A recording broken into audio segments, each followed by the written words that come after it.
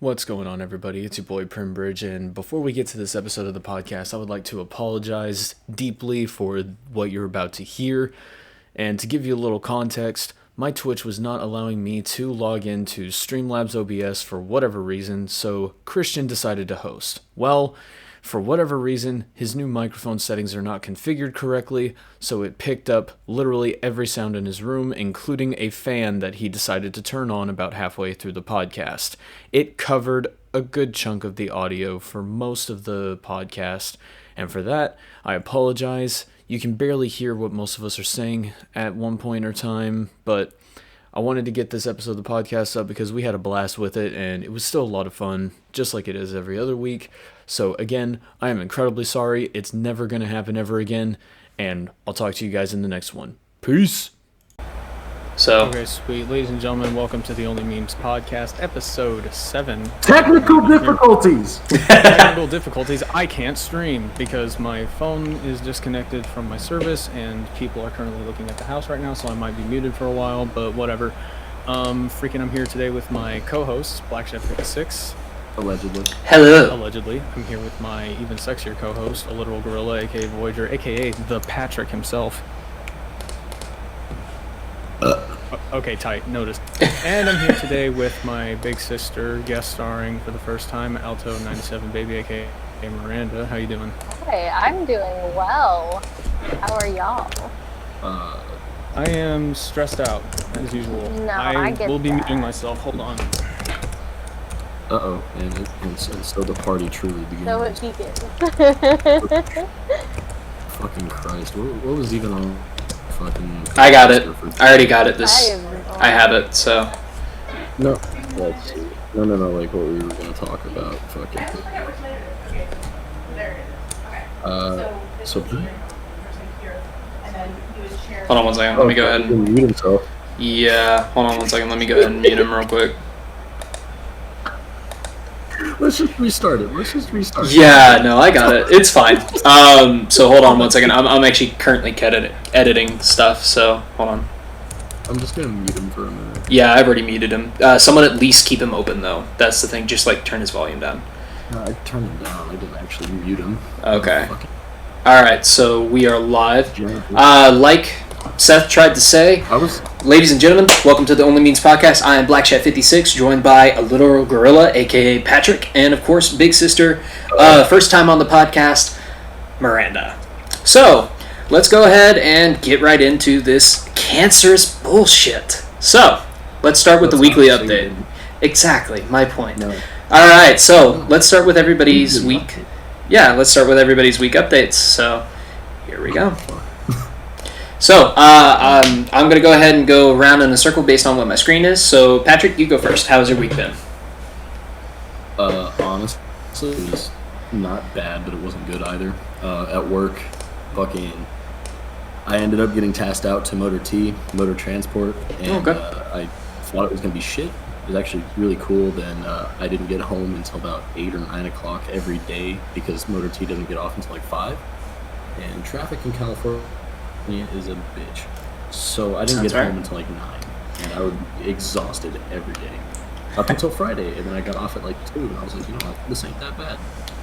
So, Alright. Yeah, that was my week. But then I sped run I was attempting a speed run of Halo Combat Evolved. And I was able to cut down. It was segmented, so if you don't know what speed running is, segments is like per level. Mm-hmm. So I was able to get the pillar of autumn time down from my average was about 15 minutes to 10 minutes. So I was able to shave off 5 minutes there and so on and so forth. So I'm hoping soon enough to actually upload a video on me speed running Halo 1 or Combat Evolved. Okay. That's always good. Yeah. So, alright. Alexis, how was your week? That's not Alexis, you stupid bitch. Sorry, my bad. I meant to say Miranda. Apologies. That's usually how we go. It's okay. Yeah. No, it's cool. My week, well, let's see. So I'm a middle school teacher. For y'all who do not know me, I substitute for middle school at the moment until I can finish my degree in music education. And yeah, my week was very interesting. I taught 7th grade for Monday and Tuesday. Tuesday was a bad day. I had 2 kids throw things at me and about got hit in the face. So yeah, that happened on Tuesday. Right. And then, let's see what else happened. I got to teach band for the first time on, I think it was like Wednesday or Thursday. That was like really fun, especially because it's my passion going towards my degree and everything. Mm-hmm. And then I got to end my week with work with resource kids, which they are so much fun to work with. Right. So. All right. Well, that was my week. Middle school. Like, I gotta ask though, like, how many times that you know of, either heard of or you've seen in? Because you said you were getting your degree, so obviously you're not a full-time teacher. How often do you? No, I am a full-time teacher. Because Really? I don't. Because right as of right now, I don't have the money to go back and do my schooling yet. Understandable. So, yeah, we're working on it. You are a full-time teacher? I'm a full-time substitute teacher, and Okay. I'm taking a test hopefully in the next couple weeks, because with where I live, which is in South Carolina, you can take a paraprofessional test, which is basically a test to be a teacher without having a degree at the moment. Oh, cool. That's actually really cool. yeah. You get paid more than. Did you plan on keeping 7th grade, middle school, your target audience? No, my target audience is actually high school students. Yeah. I want to be a choir director, so. That is a whole other breed. Oh, choir? Dude, when I was in middle school, they called me a fucking choir boy. And yeah, now I'm here and I have the... I was in choir in middle school. Actually, that was my last time being in choir. I think I did it... I think I did it 7th grade, and then I think I got out of it because I was still in football. So I... yeah. Yeah, actually, speaking of football too, real quick before we get back to the high school choir. Go ahead. Dude, that's actually how I broke my collarbone. Oh. I refused. Ow. Yeah. That does not sound like fun. I got winded in football once. That was fun. I got winded by another person on purpose because my hands kept slipping and I accidentally went up to their throat. Like I was trying to grab them by their shoulder pads and my hand kept going like this. And he's like, dude, you hit me in the throat one more time, I'm going to kill you. And I go, dude, I'm trying not to, but it keeps happening. And then it happened one more time, and he just fucking picked me up, slammed me on the ground, and I was like, I couldn't breathe for the rest of practice. It was bad. It was really bad. That's actually really bad. That sounds so terrible. Oh, yeah. I was in tears. I just did not care. Did that. Oh, no, I just did not care. My hands were so sweaty, but I was, like, in tears. I was just like, oh, man, it was the worst pain I ever had. It popped my back when I didn't need it to. It was bad. Yeah. It was pretty awful, actually. Yeah. The way that I broke my collarbone was I was running, and I had the ball, I caught it, just fucking sprinting. Yeah. And I make it about... I make it to like the 5 or 10 yard line, closer to the fucking thing. I hit my head pretty hard too, so football's kind of a mixed bag of nothing. I don't think I ever got a concussion in football. You're good. We just we took down your volume on it. Okay, Yeah. Bring me back up, please. Hi, Hello. Yeah, so we're just going through the weekly updates. We just got done with Miranda's. Go ahead and do yours. Probably getting kicked out. Oh, damn. Okay. Yeah. It's If a it makes you feel any conversation. better, I almost got assaulted twice in the same day by students throwing things. Fucking Yeah, assholes. you told me about that. But like apologies for those of you watching, if anybody is watching. Give me a sorry second. about I might that. be able to tell you. We have some people. Don't worry about it. Don't tell me numbers, otherwise I'm gonna freak out and be like, "Why is nobody watching?" Don't do that, because I know myself. Right. But anyway, my point is like, So I am possibly getting kicked out because I didn't have my money figured out.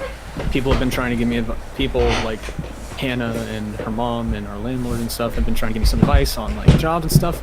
I didn't listen, and now here we are. That might be the other reason. Yeah, that's why I was muted, because like somebody was coming to take a look at the house. He's a nice guy, like he's a really good dude, but like at the same time, like I'm trying to stay here because like you don't know where for else obvious to go. reasons.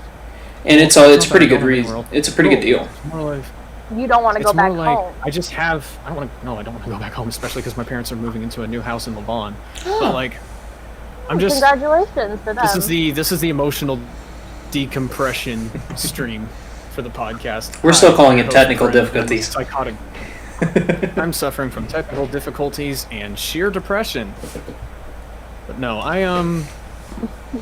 I just for this week I've just been I've been waiting around. I got an interview with another job that I'm trying to work on, so I'm just having a lot of money problems right now, but I'm working on fixing it. I have a job lined up for Amazon. I'm already working for UPS, so I'm basically just kind of waiting around for this application to go through.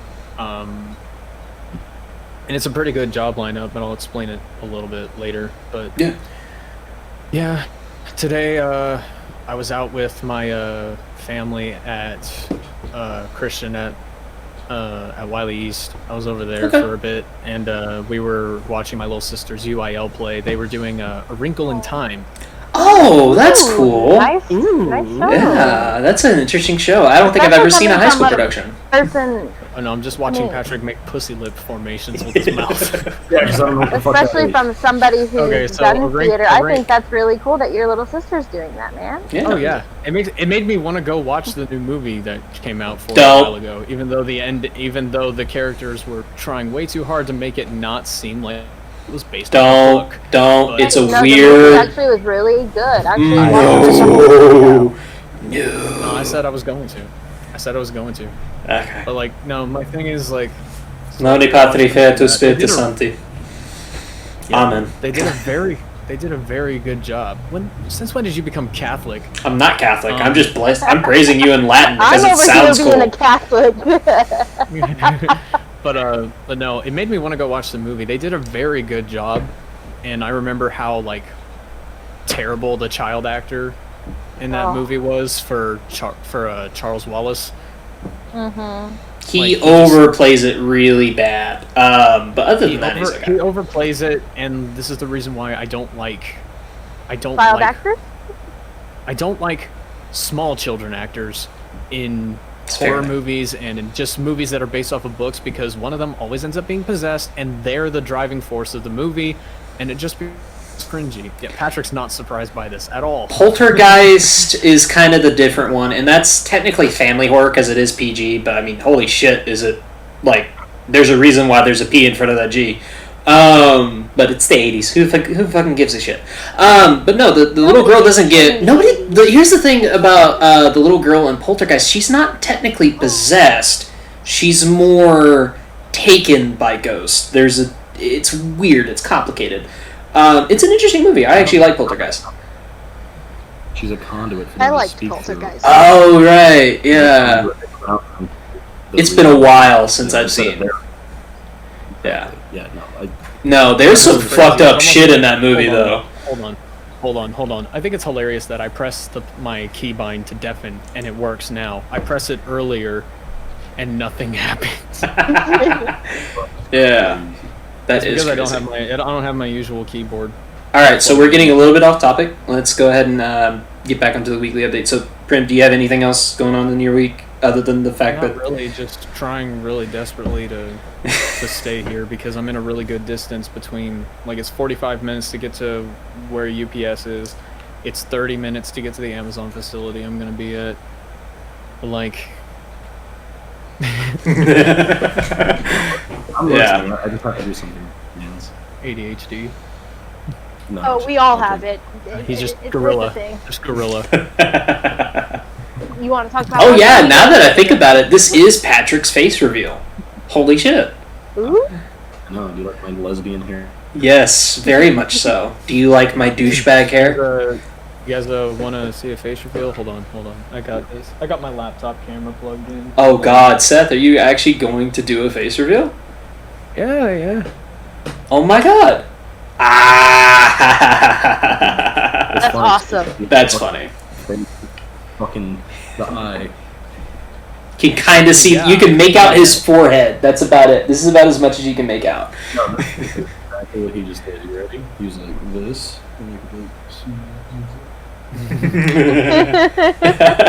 That's about normal for Seth, though. Yeah, that's true. Yeah, pretty much. Yeah.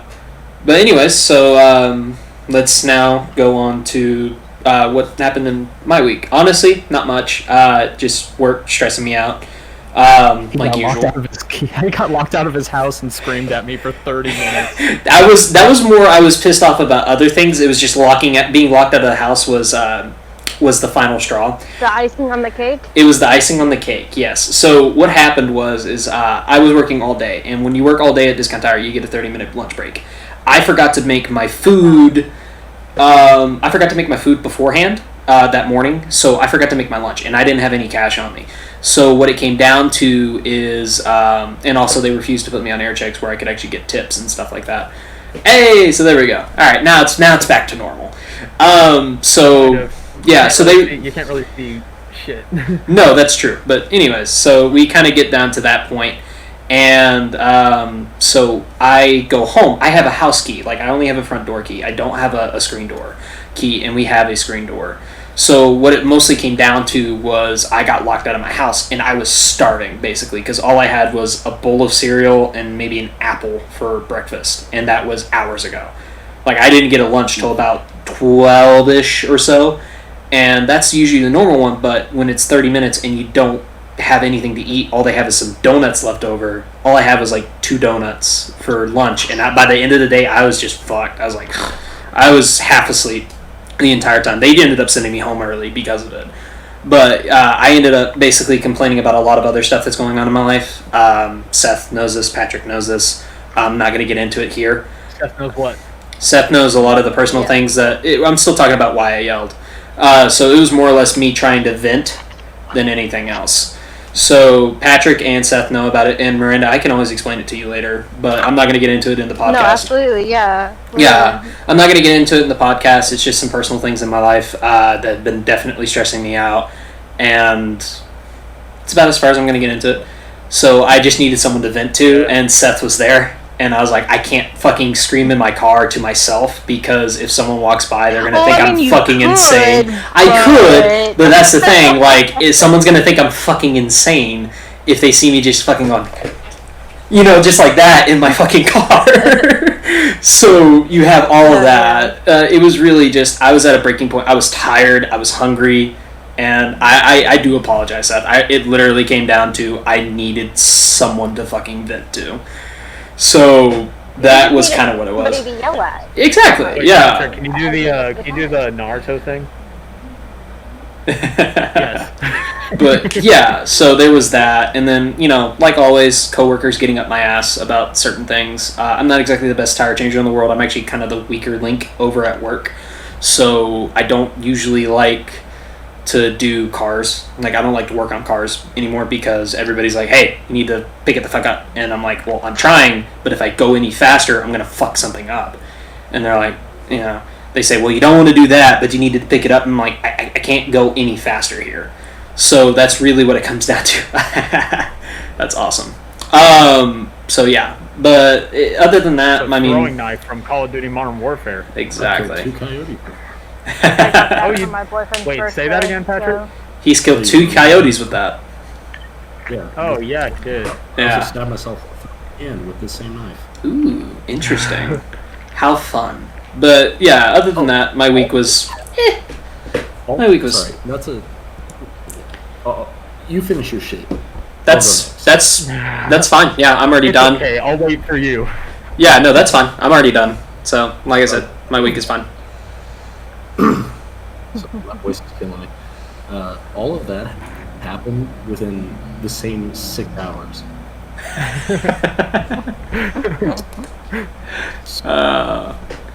I told the story already, but I'll tell it again because I like telling it because I think it's fucking funny. And for any new viewers that are here, yeah.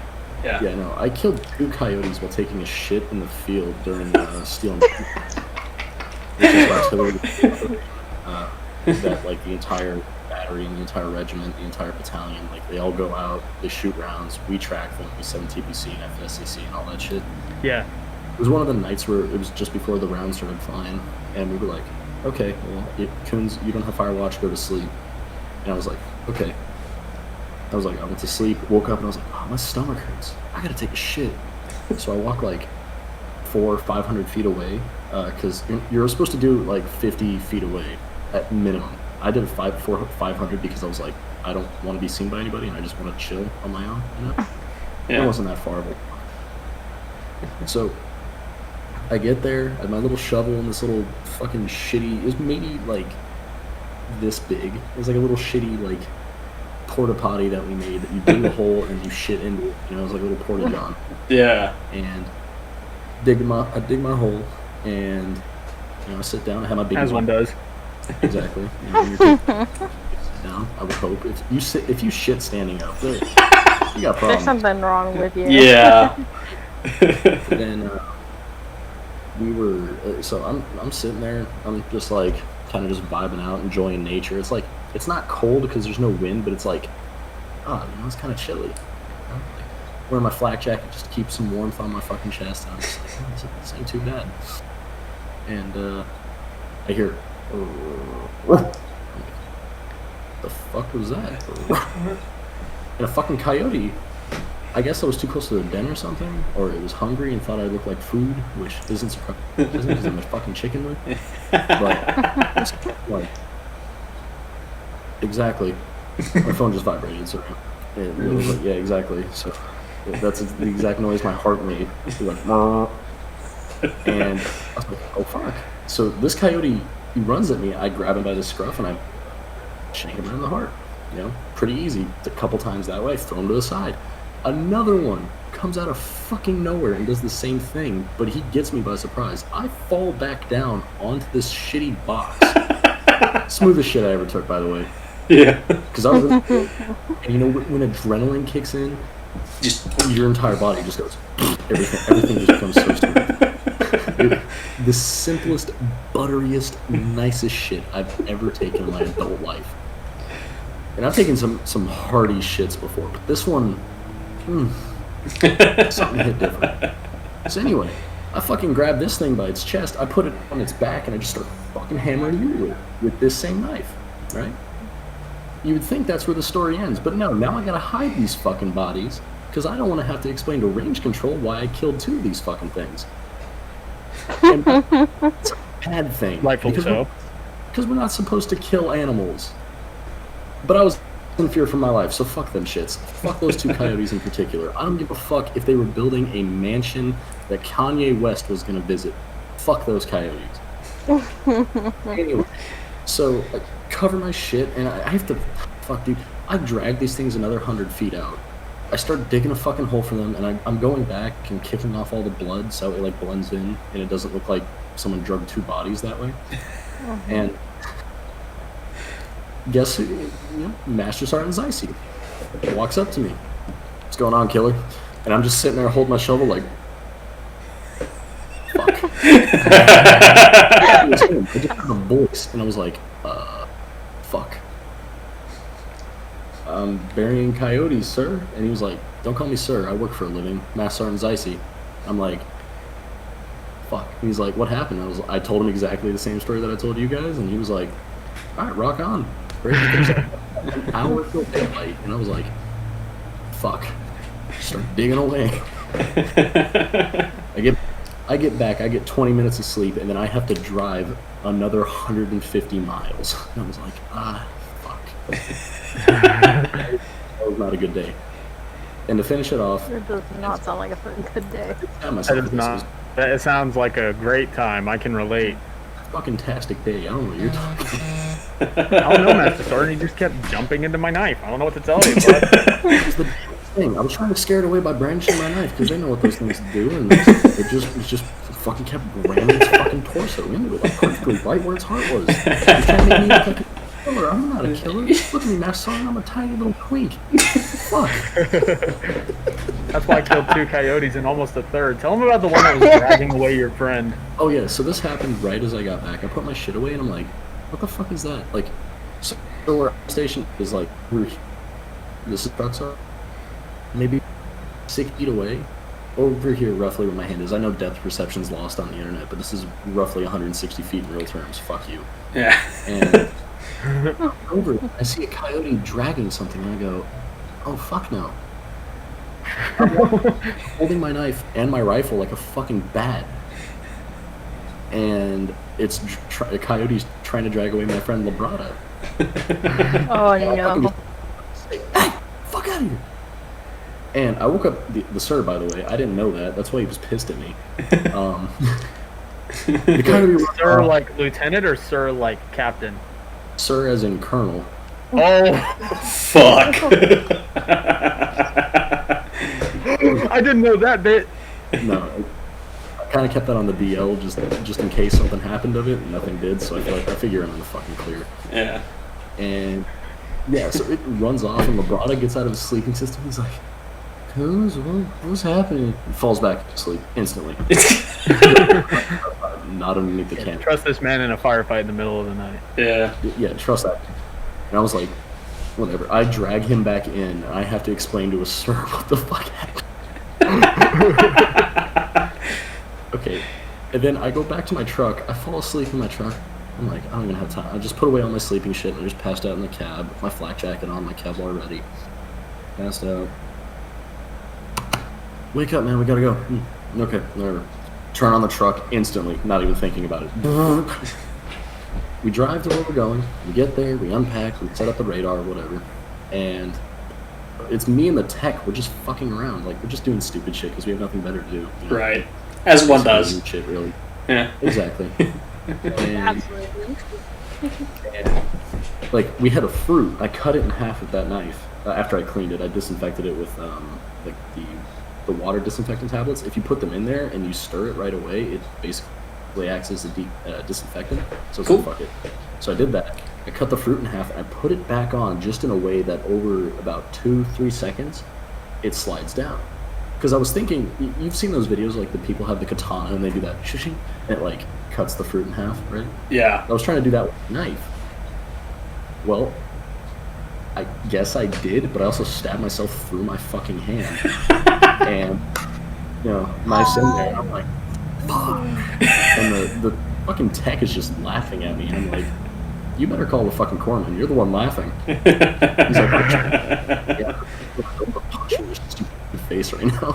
And he's a corporal. I just I'm like, call him. Corpsman comes over. I take it out. One fell swoop. Just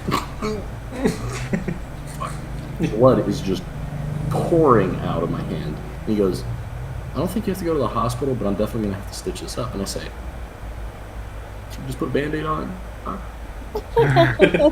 It's a boot response, if anything. Yeah. Fuck you, no man. I just didn't want him to take anesthetic because that means my hand was gonna be like this the rest of the time I was in the field. Yeah.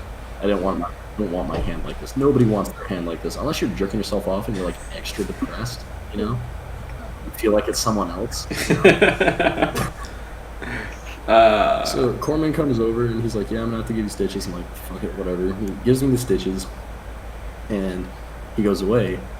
And this happens all within the span of 6 hours. An hour after this happens, I'm asleep in my truck, just letting my hand rest above my heart, because that's what you're supposed to do. The fuck was that?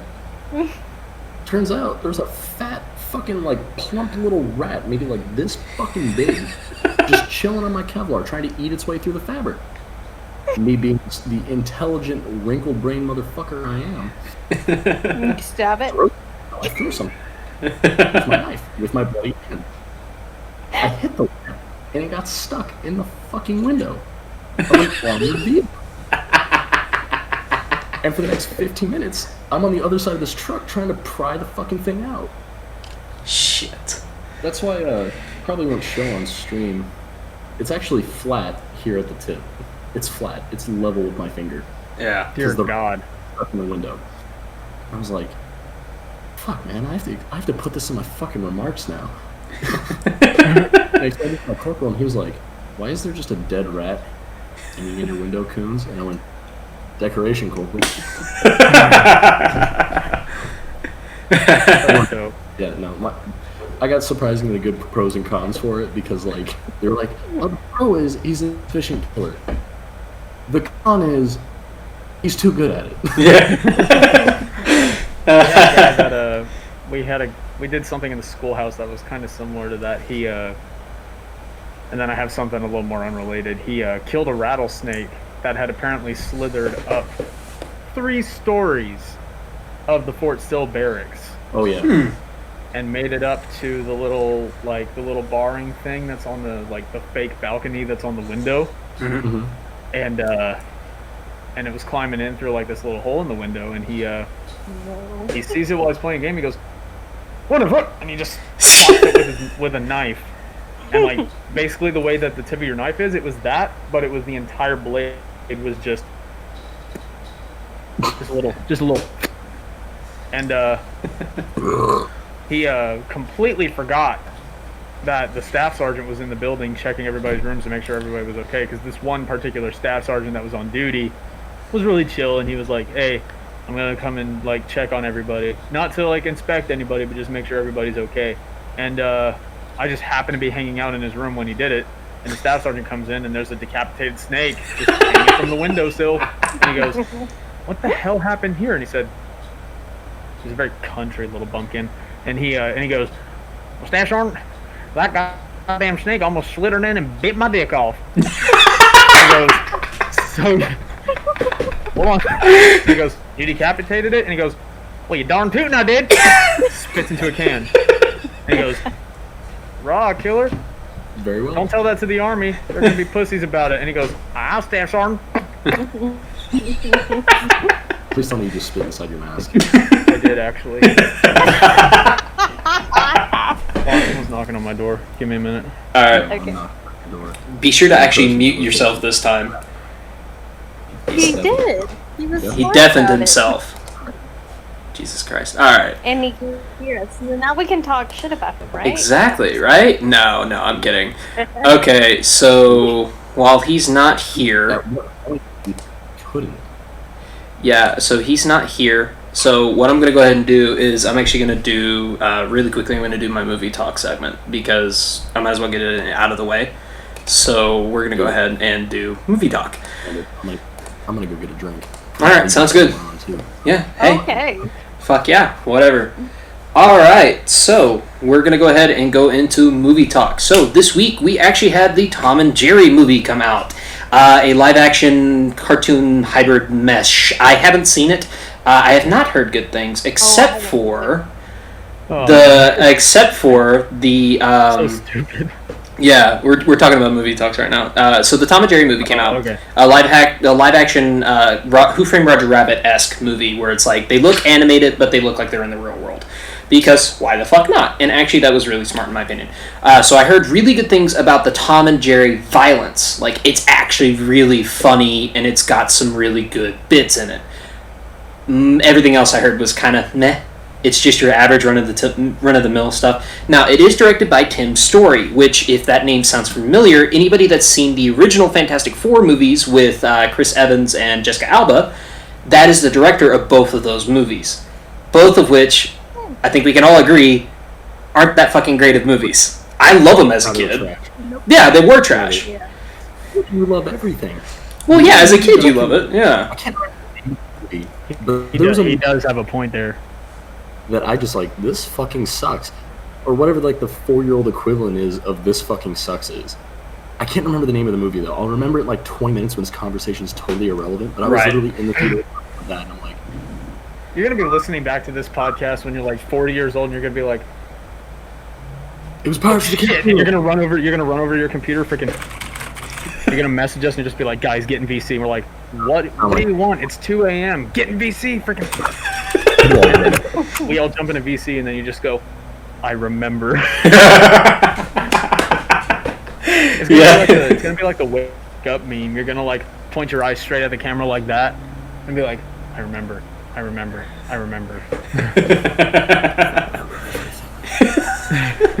Exactly like that. God, I've transcended the ethereal plane of existence into a new, higher level of understanding.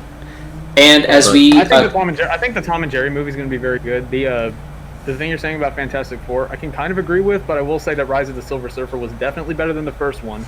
And as bad as those two movies may have been, it's no 2015. that is true. Now, granted, I think that movie was mostly due to studio meddling. That's the reason why that movie sucked. I think it was actually had a lot of potential. But that's a story for a different time. Fantastic Four. The one with, Yeah. Yeah. I was in school, and I wasn't gay, so I didn't go see it. So Yeah.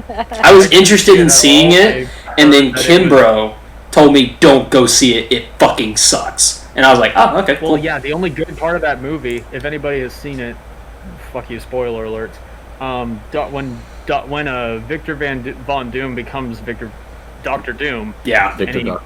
Yeah. Victor Doctor. Victor Doctor. Shit. Alright, anyways, yes, when Victor Von Doom becomes Dr. Doom. Segment on where Seth cannot talk. Yeah. Just Exactly. like every other session. Exactly. But like, no, my thing is the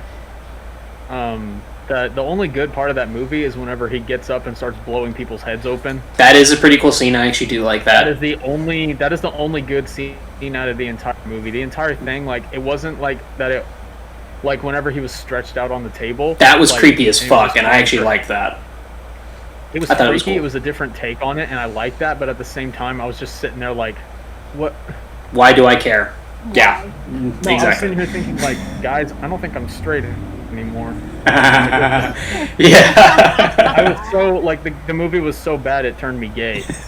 Not to diss on. Just for that 2 hours of the movie, right? I don't think the movie was even 2 For the hours. entire movie. Like I like around the time that the final battle came up and he just randomly Actually- clobbering time for the sake of continuity. All of a sudden there was a dick and balls in my mouth. I don't know what to say. Yeah. No, I will say this: the opening of the movie with young Reed Richards and Ben Grimm, that was actually kind of cool. I did like that. That was I did actually like the interesting. twist, yeah. I thought that was Not to interesting. diss- not to diss on LGBTQ members. I'm great, but I love you guys. You guys are great. Also, No. I'm gonna stop you there. There's two kinds of gays: the ones that we support and the ones we hate. The ones oh we yeah, support that's right. are the ones you just mentioned. The ones we hate are people that are pretend to be good but are complete shit, like as people. Yeah. Also, the political ones. Got it. No. Most of them are okay. I'm talking about the ones that are like, I'm gay, then they kick down a door with a flamethrower and burn an entire Vietnamese village to the ground. Yeah. Those gays. Okay. Yeah, that makes No. sense. Oh, that explains why every time you used to join our Discord sessions, whenever I was doing like my all-in-one stream and stuff like that, the first thing that Patrick would say as soon as he jumps in, how many times do I have to say that I hate the gays? That does give context to that. Yeah. And it was different variations the entire time. It wasn't Yeah. like one set phrase. It just continued. On that note as well, I thought it was really cool because my buddy Respress, he was like, hey man, I'm getting married. And I'm like, oh yeah, to who? And he was like, Roger. And I was like, oh fuck, cool. And I went to his wedding, dude. Fucking awesome. Yeah, gay weddings are Smiling the under my best, mask. dude. It's actually really sweet. Gay weddings are It was like- fucking fantastic. Like they're so intricate and like so well laid out. They're phenomenal. I've actually I got a chance to go to I want one. to throw a little disclaimer real quick. So this isn't happening it's happening probably just for my end or whatever, but anytime Patrick tries to talk while somebody else is talking, like No, it happens on my end too. Yeah, I can hear Christian 100% of the time, but when I want to hear what Patrick is trying to say, it's just like It kind of the deafens lining itself. around Yeah. his Discord video is green, and you see his mouth just moving at a million miles an hour, but there's no audio at all. It's just Yeah. it's just Christian. I apologize. Yeah, no, I can't keep on being a ventriloquist. That way he can speak through me. I'm actually so good at my job that I know exactly what he's going to say before he says it. Oh, really? Now Strawberry gonna banana. be Jeff Dunham. Jeff Dunham. Ugh, that's a gross ass name. But what I wanted to say was that this dude walked down the aisle to the Imperial March. Yes. Win for the nerds. Dressed. He's black, by the way. Oh, So he okay. was dressed as the OG Vader. Mace Windu's not Vader. No, but he's black. Yeah, but he doesn't specifically black, you racist bitch. Right? You know how many white people were underneath the fucking Vader helmet? Oh my god. Yeah, all of them. Exactly. Just because someone's black doesn't mean they're black. Those are words that came out of my fucking face. Okay. That is typically how words work, so. Yeah, but those words in that sequence don't make like a sauce, you know? Like, there's no flavor. It's just, what? Vomit. Yeah. Exactly, it's words. Anyways, continue. Yeah, but I'm this happened, and I'm just sitting there, like, my hands go to my knees, because, like, I realize there's a Master Sergeant here, because he's the one, like, consummating the marriage, you know? Like, he's the one actually saying, fucking, here, you guys are gay, cool, whatever, kiss, go away. You know? Oh, yeah. And I'm sitting, my hand comes up to me, and he says, first time, and I go, no, I'm straight. He goes, oh, good, me too. No, I remember Seth was, when he was out there in fucking California, he's like, dude, come out to California. We'll pretend to be married so you and I can get the house together. I'm like, no, don't talk about that. don't talk about that. You got to talk about my fucking spinal fluid, I get to talk about this shit. So he fucking asked me. No, I'm going to explain the story then. Go ahead and explain. Hold on, Seth. Let me say this, though. No Marine has never not asked their best fucking friend if they can marry them to get out of the fucking barracks. I don't understand why you're embarrassed by this. Because I Christian. You stupid bitch. Okay, so here's the context of the situation. This is nothing new. Nobody's never done this before. So, in the Marine Corps, barracks life sucks. And I was talking to Christian because he was like, yeah, I'm thinking about moving out pretty soon. And I was just like, dude, and I thought it would, this is when, like, back in the early streaming days, I don't have a clip of it. Do not ask me to edit in a clip of it because it took all day to render 2 hours and 34 minutes of content, by the way. Yeah. It's recorded in an MPEG, not MP4. No, it was MP4. It downloaded from Twitch as MP4, and then I wasn't able to render it as MP4. It has to render as WMV. Anyway, that's a technical difficulty. That's a Premiere Pro thing. It is a Premiere Pro thing. They don't export to MP4, just AVI, which is, and like a bunch of other ones that aren't MP4. So whatever. But no, my whole point is that so during one of my earlier streams, like way earlier streams, like literally like almost a year ago, whenever I first started streaming, like, he was talking to me about moving out while we were playing Modern Warfare, and I was like, hey, you know what would be a really funny joke? If you and I got married or what, like, pretended to get married for the Marine Corps so that we could get a house out here together, and then we could each just go get our own spouse and get actually married and then just not tell the Marine Corps about it. So we'd have two couples living in one house. And first I thought, and looking back on it now, that was a stupid idea for multiple reasons. One, I don't want to live in the same house as Christian with my wife.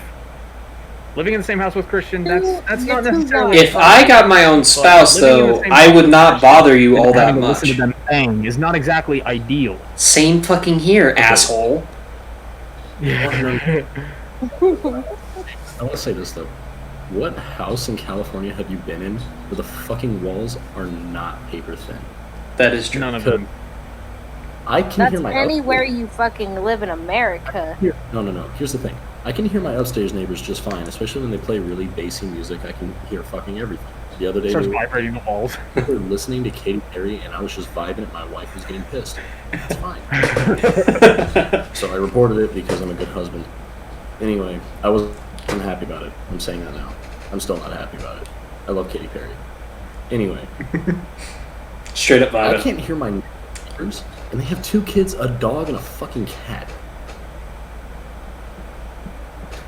That is fair. And that, whenever I go outside... I live on the 3rd floor of my apartment complex, so I hear the people next, like, on the other side of my bedroom wall. I hear them when they fight and go at it, and it is annoying as fuck when they do it at 2 a.m.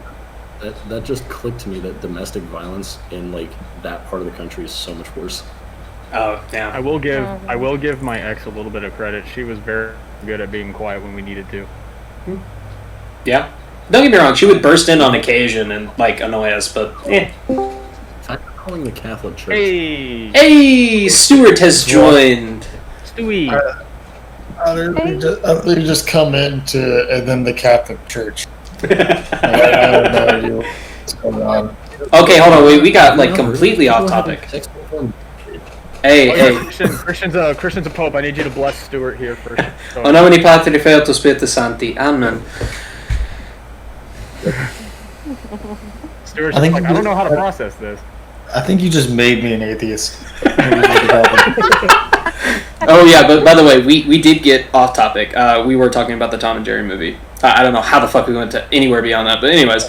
Fantastic Four and then our gay marriage plan. Oh yeah, okay. So Fantastic Four, then gay marriage. Okay. Anyways, so like I said, Tim Story did the first two Fantastic Four movies that got like a theatrical release. So that he's the director of this one, and honestly, I heard the human stuff is though the couple that's getting married is pretty funny. But other than that, it's a subpar movie with some really good Tom and Jerry bits in live action. So that's kind of cool. So as we get closer and closer to the eventual release date of Godzilla vs. Kong, they keep fucking spoiling the goddamn movie. And it annoys the fuck out of me. I just stopped following you because if I want to watch the movie, I'm still going to watch the movie, but I don't watch any trailers, like, whatsoever. Even the TV spots. But, I mean, don't get me wrong, I've seen a couple new shots here and there. Trailers? Exactly. I've seen a couple new shots here and there, but all in all, I'm still very interested in this movie. I do think I'm not going to get into who I think will win because I don't think either of them is going to win because I bet you they're going to team up in the end and destroy Mechagodzilla. That's just my theory. Man, it's gonna be fucking my main man Donkey Kong is gonna come in because he has these opposable thumbs and a good attitude. Yeah. He's gonna come over there and do it. He's gonna throw a barrel at Godzilla, and Godzilla's gonna die. explode it. Like, King Kong is gonna steal Godzilla's wife, go to the top of the building, and be like, "You can't catch me, boy." Godzilla just spinning like a helicopter and just using his tail to just knock down the building. I like to imagine that you were gonna say like he just uses tail as a helicopter and floats. Yeah. You know what's funny is there's actually in the Toho films. The last little helicopter thwip just smacks King Kong in the face. His head comes clean off. Funny thing about that, actually, Godzilla flying is after the game of golf was invented. Hey, so in the Toho films, like in the actual, like this was officially Godzilla canon back in Japan, he did a little maneuver where he literally just used his atomic breath and flew backwards. Okay, but here's my thing though. Yeah, but what if he did a handstand and then just fucking... Just... We have that image in our head. No matter what happens in the movie now, we're all going to be disappointed. So yeah, exactly. But yeah, what we need to do is we need to have like a thing where we go into movie night and we need to all go see it on the same day, and then just have all of our cameras pointed at the movie, like sitting in the extra chair next to us, and just be like, pirating. This isn't pirating. No, it's technically not pirating. I know there are, but we could be like, it's not pirating. We're just all having a video chat while watching this together. We're watching it in different movie theaters. Yeah. Well, Seth and I won't be because we're going to be in the same theater. So. Yeah, I'm bringing my little brother to that, by the way. Oh yeah, no, fucking fine. That's fantastic, man. I don't care. And then I know. Laptop. Hey, I know that. I know David wants to join us too, right? Y'all still have movie theaters open near y'all? In Texas? Yeah. Fuck yeah. They opened up like a few months ago. Stewart's in California. Almost a year. Or not Stewart. What do you mean? Patrick. Because I took Alexis when I was still in California. I took to go see Sonic. Yeah, but California also went through another shutdown too, didn't they? Since then? Yeah. No. Yeah. That's because of California. We've gone. Oh yeah, he would know more about it. I don't know. I got back to Texas, found out about that. We went back to Texas 6 fucking months ago. Of course we go in another fucking shutdown. Yep. It's California. It's because Seth gets them all AIDS. But actually, yeah. Not Corona AIDS. It's because my cringy mask wasn't able to scare them away. Hey, let Stuart talk real quick. Looking at the math gave them AIDS, okay? Basically what happened was... He's gay. Seth left the state, and then everyone was like... Seth left the state, and they were all like, "Oh man, the people, like, you know, the government facility that he was at, fucking was like, well, shit. Now we don't have him locked in here with us. Fuck, we have another lockdown comfortably now." And then basically how it happened. Yeah. Yeah, no, dude. It's like whenever like a middle-aged dad like goes out of the house like and goes fishing. It's not because he actually enjoys fishing. It's just he wants to get rid of The fuck at the house. Yeah. Yeah. Hey, Christian, I hate to make you go through a little extra effort, but do you have a random picture Oh my god. on your dude, computer? A random picture on my computer? Hold on. Like what? A random picture of what? Just anything that you can put, that you can like set over wherever my camera is on your screen. I'm taking this mask off. It's freaking hot in my room. The AC won't turn on. Turn and your I can't see webcam off. anything. You can just turn your webcam off, dude. Hey, Yeah. okay, so we got two things Be the wrong smart with this, okay? person with it. A, I hate whenever it's like looking at you from the front view. It's like those like frames of like The Simpsons where they're facing straight towards the camera. Oh, those weird ass ones. I hate those. Yeah. And B, the mask thing is so much. I didn't realize how fat it was. It's So a pretty his head big. just Yeah. plateaued like a solid like a solid inch off of his fucking face. Yeah. Not really. He's like, it's hot in here, and it's just like, hey, take out. What are you wearing? A hoodie? I think you were fucking a idiot. Like, I don't want to say the R word or the hard R word. There's two things. I was about to say both of them. I figured Stuart was drinking. He sounds like he's slurring his words a little bit. No, a little bit. Yeah. But Okay. it's okay. Pat just like hold the fuck on. Hold the fuck on. Like this. Yeah. Oh yeah, that last podcast, dude. We were surprised to even find you alive. Honestly, you were fucking gone. Yeah, dude, I was having a good time though. Oh yeah. But anyways, so we are also getting close to the eventual release date of Mortal Kombat, of which we have actually not seen any other trailers. I've had some time to sit on the trailer, and in my opinion, I am still nervously excited. The only reason why I say that is because in the trailer there is a character that has never shown up in the games before. His name is Cole Young. I don't know who he is, but there are a lot of theories saying either he's going to be Scorpion's son, which is an interesting one. I think that would be kind of cool, or he's going to be the new Sub-Zero. Explain why he has the Random side of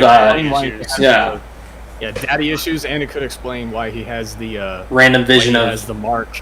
Oh, that's true too. Yeah. He has The the mark mark. on his chest for the invitation to the competition. That's true too. Yeah, but I will say this: I am still really excited because the first trailer we ever got was a Red Band trailer, and it showed all the fucking fatalities and shit. That was fantastic. I really enjoyed that it showed off a lot of the gore. It showed a lot of things that were done right. Again, I'm not a big fan of the whole, it's a birthmark. What do you mean? It means he was born with it? I'm like, and then he goes, it's not a birthmark, Cole. I'm like, oh, cool, it's anti-vaxxers. You know, it's kind of that thought process. But yeah, no. Anyways, the other theory is that he's going to be the new Sub-Zero. Because Sub-Zero they are saying that he is like the key villain in this movie. And there are a lot of storylines where Sub-Zero is the villain, but then he dies and his brother takes over and becomes the good Sub-Zero. So I think that one has a little bit more liability because you do see him in that final bit of the trailer where Sub-Zero and Scorpion are fighting. You do see him in the background. I'm like, oh, either that's a father and son moment, or it's him about to take the powers, or some way, shape, or form. It's going to be him taking over the Sub-Zero mantle and becoming a good guy. I think that would be very I interesting. just think it's funny that in the trailer, he says, when Scorpion says, get over here, he's not even talking to Sub-Zero, he's just talking to some random dude that he just happened to hook with his chain. Yeah.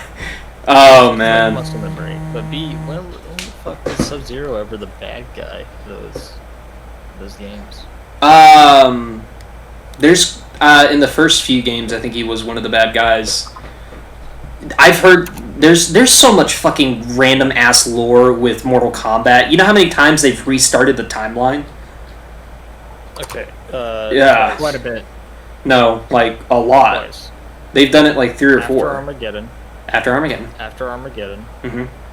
Then, after Armageddon, so reboots on Mortal Kombat 9. And then Mortal Kombat 2009 came out, which was a restart of the timeline. No, those are the same game. Oh, those are? Oh, okay, cool. Yeah, they're the same game. Hold on, I gotta restart Discord. I'll be right back. Okay. And then Mortal Kombat 11. So they've done it twice. The thing is, in the first few games, the plot line went that Sub-Zero killed Scorpion's clan and his family. Mm-hmm. Also, what the fuck is that poster in the back? Patrick's background. It's a pretty cool one, yeah. With just they're getting their bone on.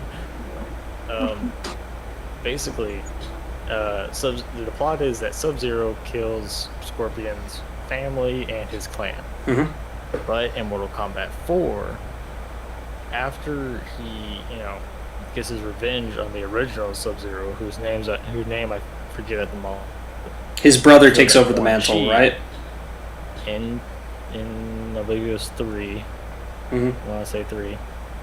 But here's the thing, is that in Mortal Kombat 4, it's revealed that no, this is all just a ploy by Quan Chi to get him to take out the other clan as well. In reality, Quan Chi is the one that murdered his clan.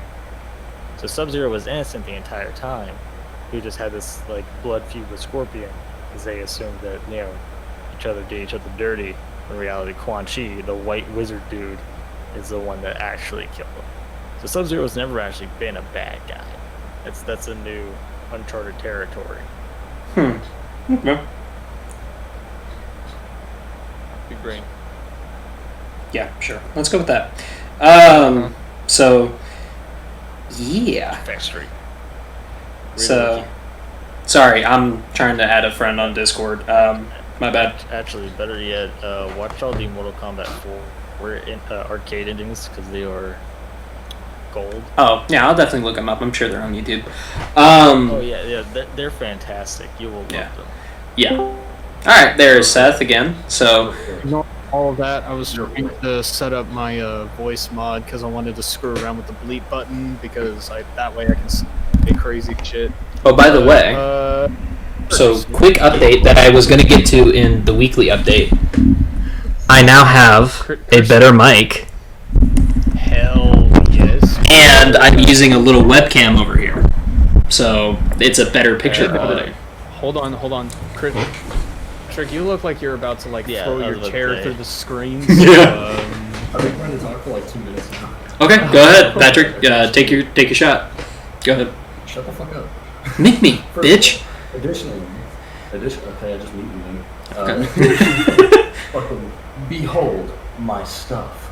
I pulled these out of a place in Midgard called Texas. In machine. Put them together. Yeah. Call this one and Dur. So does anybody else have any movie updates that they want to add, or is it just me? Well, you're really the movie guy. Okay. Wait, what? Hot Fuzz is still the best movie ever made. Fuck yes, I completely agree with that. It is one of the best movies ever made. I disagree with that, not because the movie's bad. That's not at all what I'm trying to say. But I do believe Paul Blart 2, the one where he goes to Las Vegas, is the greatest movie ever made. I've always wanted to see that one, and every time it comes up, I'm like, I'll watch it later. And I'll tell you why. Never watch it. I have a story with Paul Blart 2. I think I've shared it. You've shared it before, yeah. I don't think you've shared it on the podcast. But No, he told did. Me about it. Yeah, your dad and you saw it, right? No, that was Paul Blart 1. Paul Oh. Blart 2 is the one where I reached a milestone as a man.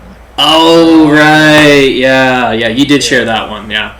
I had my first kiss during a screening of Paul Blart 2, 2. one where he goes to Vegas and some small security expo, where he gets all these cool gadgets. He becomes Paul Blart Batman. Hey, no. Paul Blartman. Allegedly. That's what he becomes. Paul Blartman. Blartman. Blartman. Yeah. Paul Blart. Paul In the Blart. popular league secret society called the Blotman Secret Service. Yes. But yeah, so another update. We actually did get the Cruella trailer, which a lot of people are saying it's going to be Disney's Joker, and I kind of see that. It is it's a Cruella prequel. It shows how she kind of came up into the fashion world. Though I think they're also going to do either why she wants to kill Dalmatians, or they are going to do the 101 Dalmatians story just from her perspective. I think it's a very interesting trailer, and I'm actually very interested in the movie. I have a feeling, though, it's going to suck. just because Maleficent was a really good casting choice, and the movie was just like, it was an interesting idea. Basically, just do Wicked for Maleficent, but pretty much. Here, let Stuart go. He didn't get to finish the story. Oh yeah, go ahead. No. We've already passed that boat. But here's the thing, though, is that you're like, I think it's gonna be like Disney's Joker. That's what everybody's been saying. The motives will be completely different. I feel like you know, Joker's like, yo, you have to kill you know, you talk to these mob bosses, and you know, you follow seem like the gang theory was like, well, what if he was just trying to better Gotham? You know, just technically, yeah. Oh, there's trouble. You know, and all that. And this bitch over here is just like, I'm gonna set fire to this building so I can take your dogs. No, the reason why they're saying it's Joker is because if you actually go and watch the trailer, it is very Joker-esque. Like, it's almost like, you know she's crazy. They know she's crazy. But this is her side. So that's kind of what it is. Just ahead of the curve. Ha. Yeah. That's a good one. Alright, I'll give you that one. I didn't see it coming until you said just ahead of the curve. I was like, fair joke. Anyways. Alright. My phone just turned off. Great. Oh, that's fantastic. But yeah, no, a lot of people online are saying it is going to be, they're saying it's Disney's Joker. I'm like, maybe not, but I don't know. I'm interested in it, but I'm very cautiously interested. It's kind of like with the Mortal Kombat thing. I'm like, oh, I bet you this movie's either going to suck ass or it's going to be fucking fantastic. I don't see it really being mediocre. If not for the gore alone. Yeah, no, like, honestly, nobody's going to Mortal Kombat for the story. Like, don't get me wrong, the hardcore lore hounds are definitely going to go for it. Like, I've actually played a lot of the games. I'm going to go for I'm like, okay, yeah, I know I'm coming in. At the very least, I can enjoy the fatalities, I can enjoy the gore, I can enjoy the fights. If not, at least those are good. So. Hold on. I'm going to check something real quick, because I already know. I'm opening Pandora's box? right now. No, I figured you say some stupid shit like that. Yeah. What is the podcast on right now? Is it on like? It's on my live stream. It's on Christian's Twitch right now because Shad Base.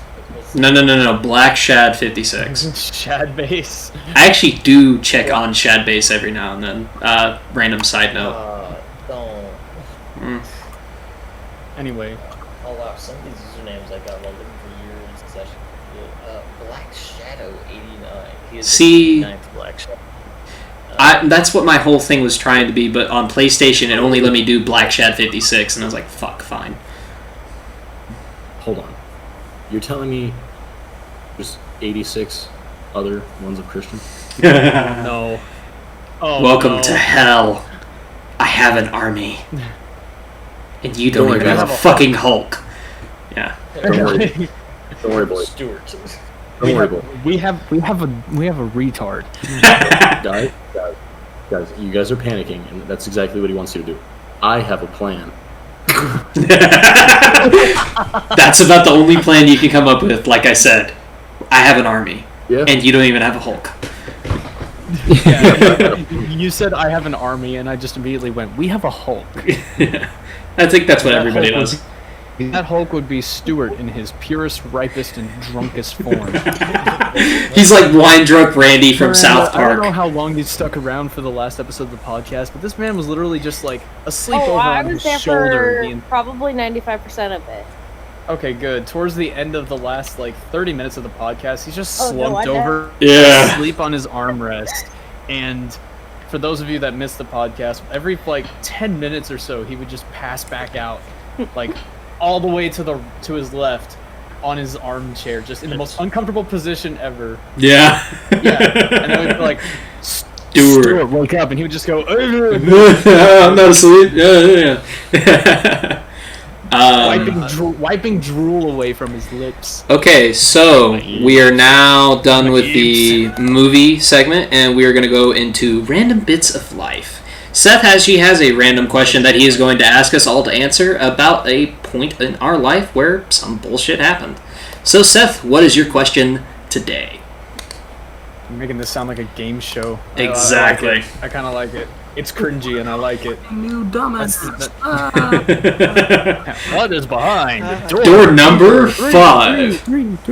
Yeah. Okay, so topic I was gonna bring up is gonna be particular.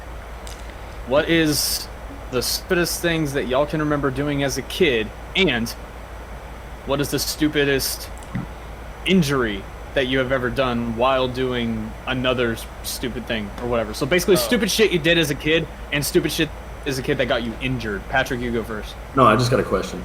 Oh, okay. I'm going last. I don't give a fuck. By stupidest, do you mean like the dumbest thing that happened to me that caused me to get injured? Or do you mean it's fucking dumb that I got hurt in the first place? Yes. Okay, dope. Alright, Stuart goes first. Alright, so, He's gonna save the best for last in this shit.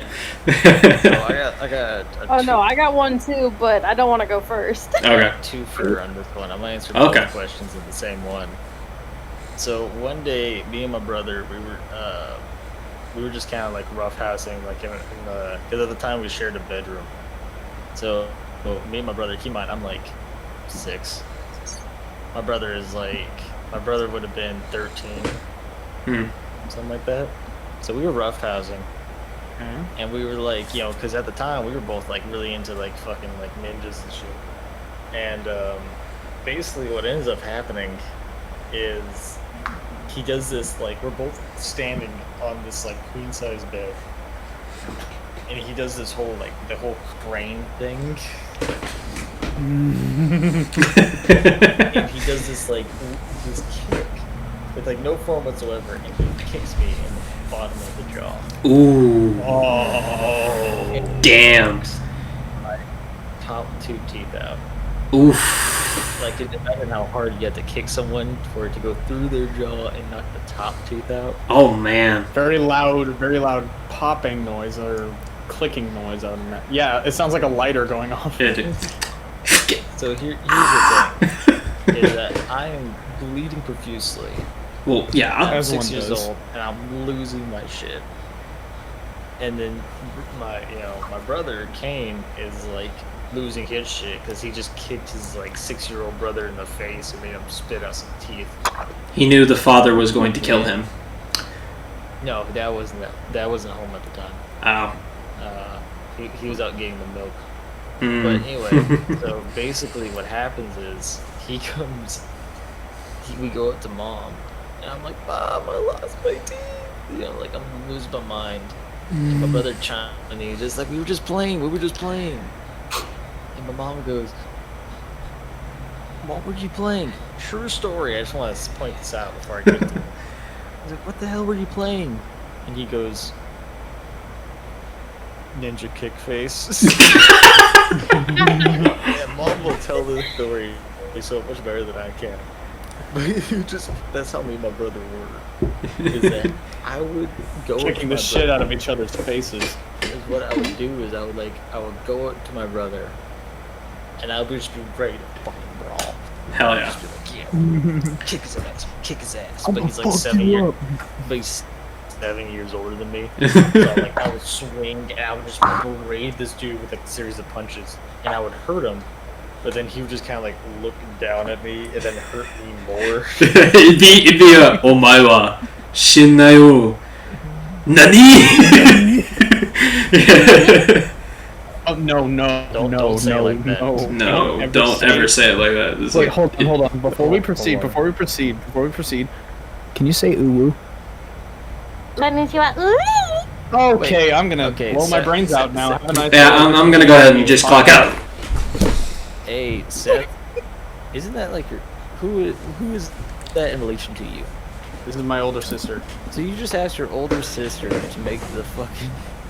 In like a metaphorical sense, she is his older sister. She's a friend from high school, basically. Yeah, she's a friend from high school who's basically my older sister. So Okay. yes.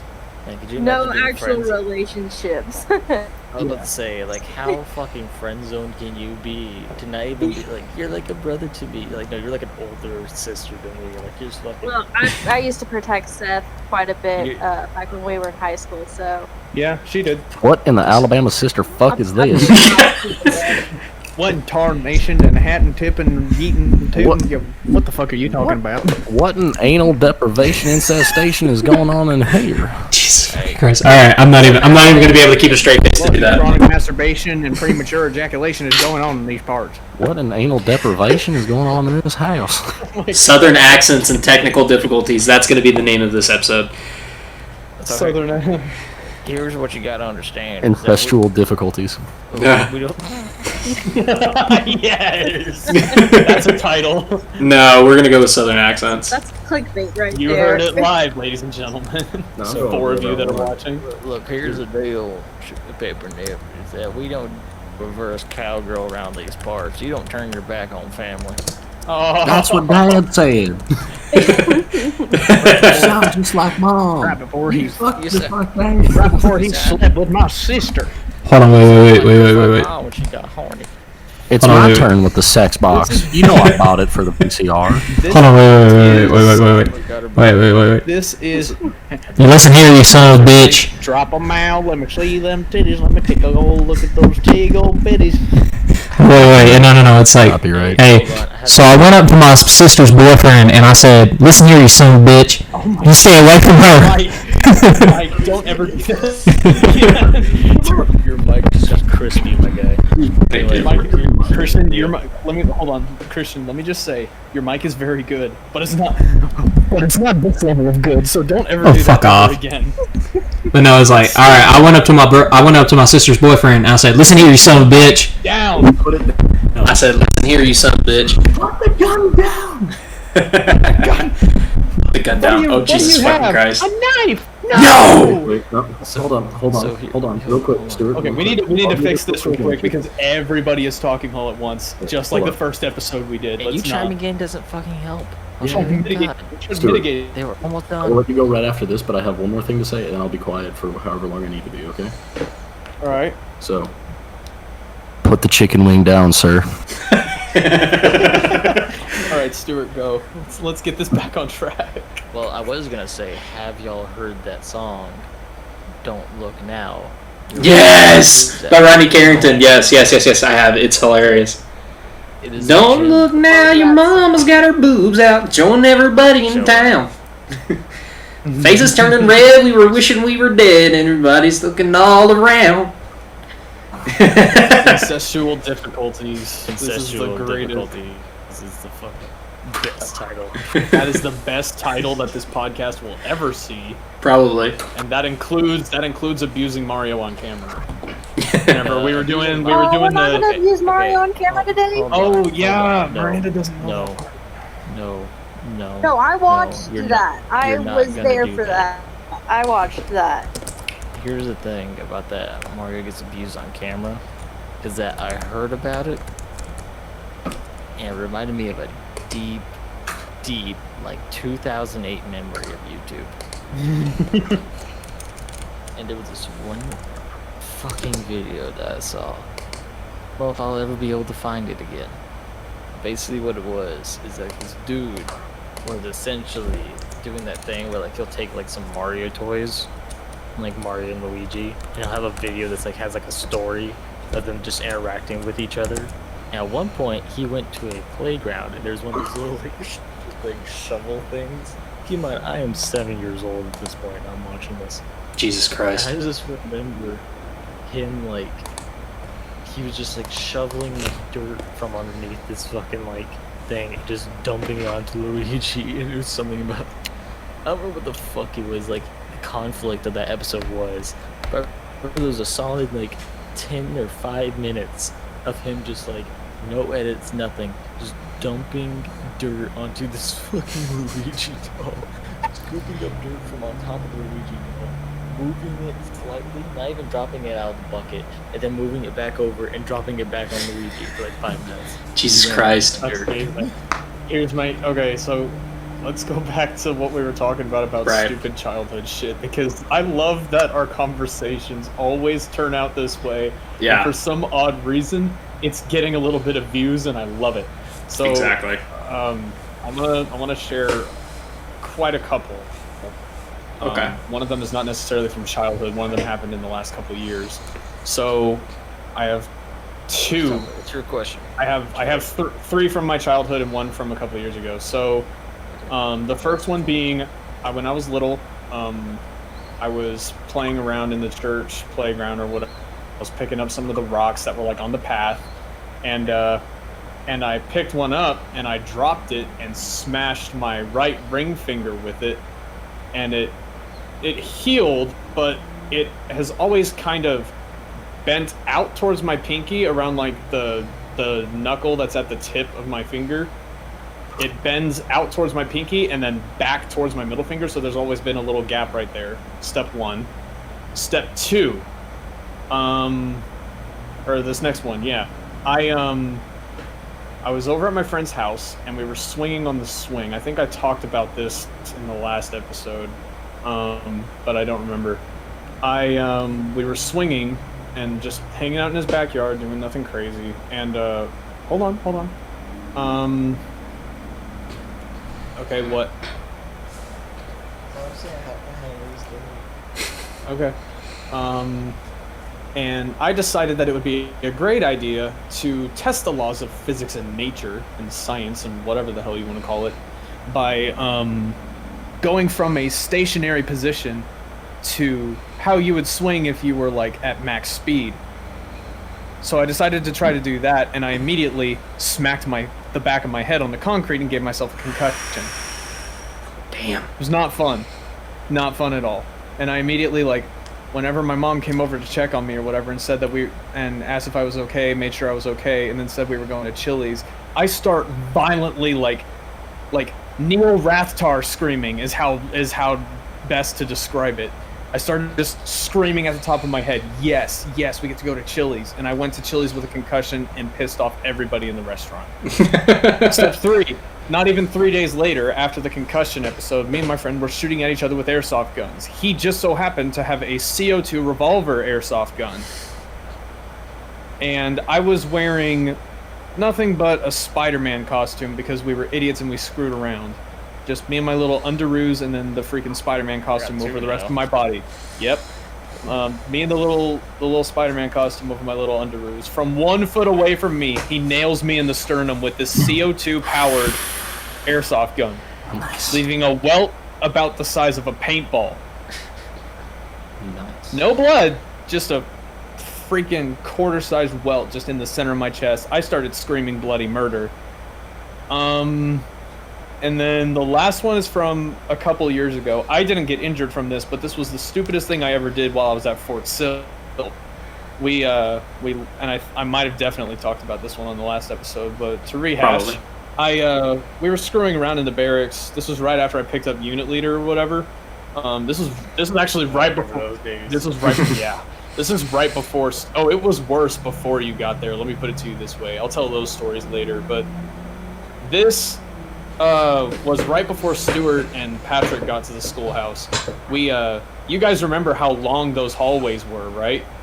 From like for Firewatch and stuff, from one side of the building to the other. We were supposed to be cleaning the barracks, and I said, "Hey guys, wouldn't it be funny if we made somebody slide across the floor?" Well, they overdid it, and they covered the entire third deck, like from one side of the hallway to like the other side, which is like a good 100 feet, maybe close to 150 feet, maybe. And I don't know, but Anyways, so 50 to about 100 feet. That's how long this hallway was. They covered it entirely in soap and had somebody sprint at it full force and try to grind on it like Sonic. This man had perfect form. Literally, like, the way that Sonic looks when he grinds on a rail in the games, compared to this dude, he looked exactly perfect. But that's also because he was, like, some autistic kid somehow got into the Marine Corps, for one.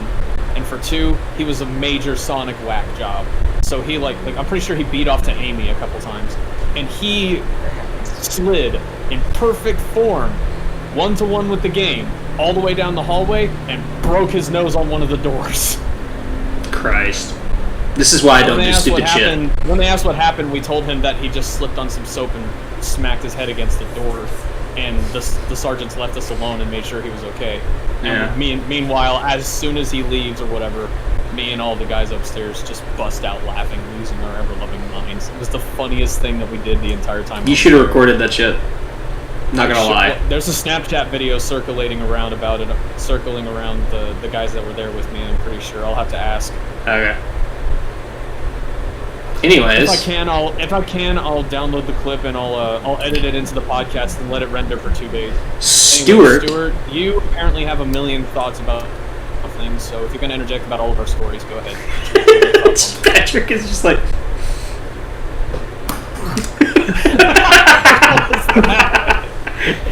Just snap. All right. Anyway, so here's the deal. Okay. I just want to point out that you cheated. I just want to say that.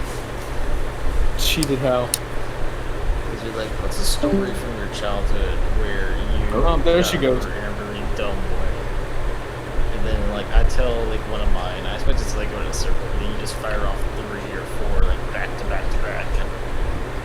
And then B, while you were firing multiple off, fucking you noticed me, Christian, or Patrick, none of us were fucking looking at the screen, so you can tell that none of us were engaged in the story. I was listening. I was listening, yeah. I was looking at you two dumbasses. That's what I was doing. Oh, hey, she's back. Listening, sure, but I was not actively listening. There is a difference. He heard, he just didn't listen.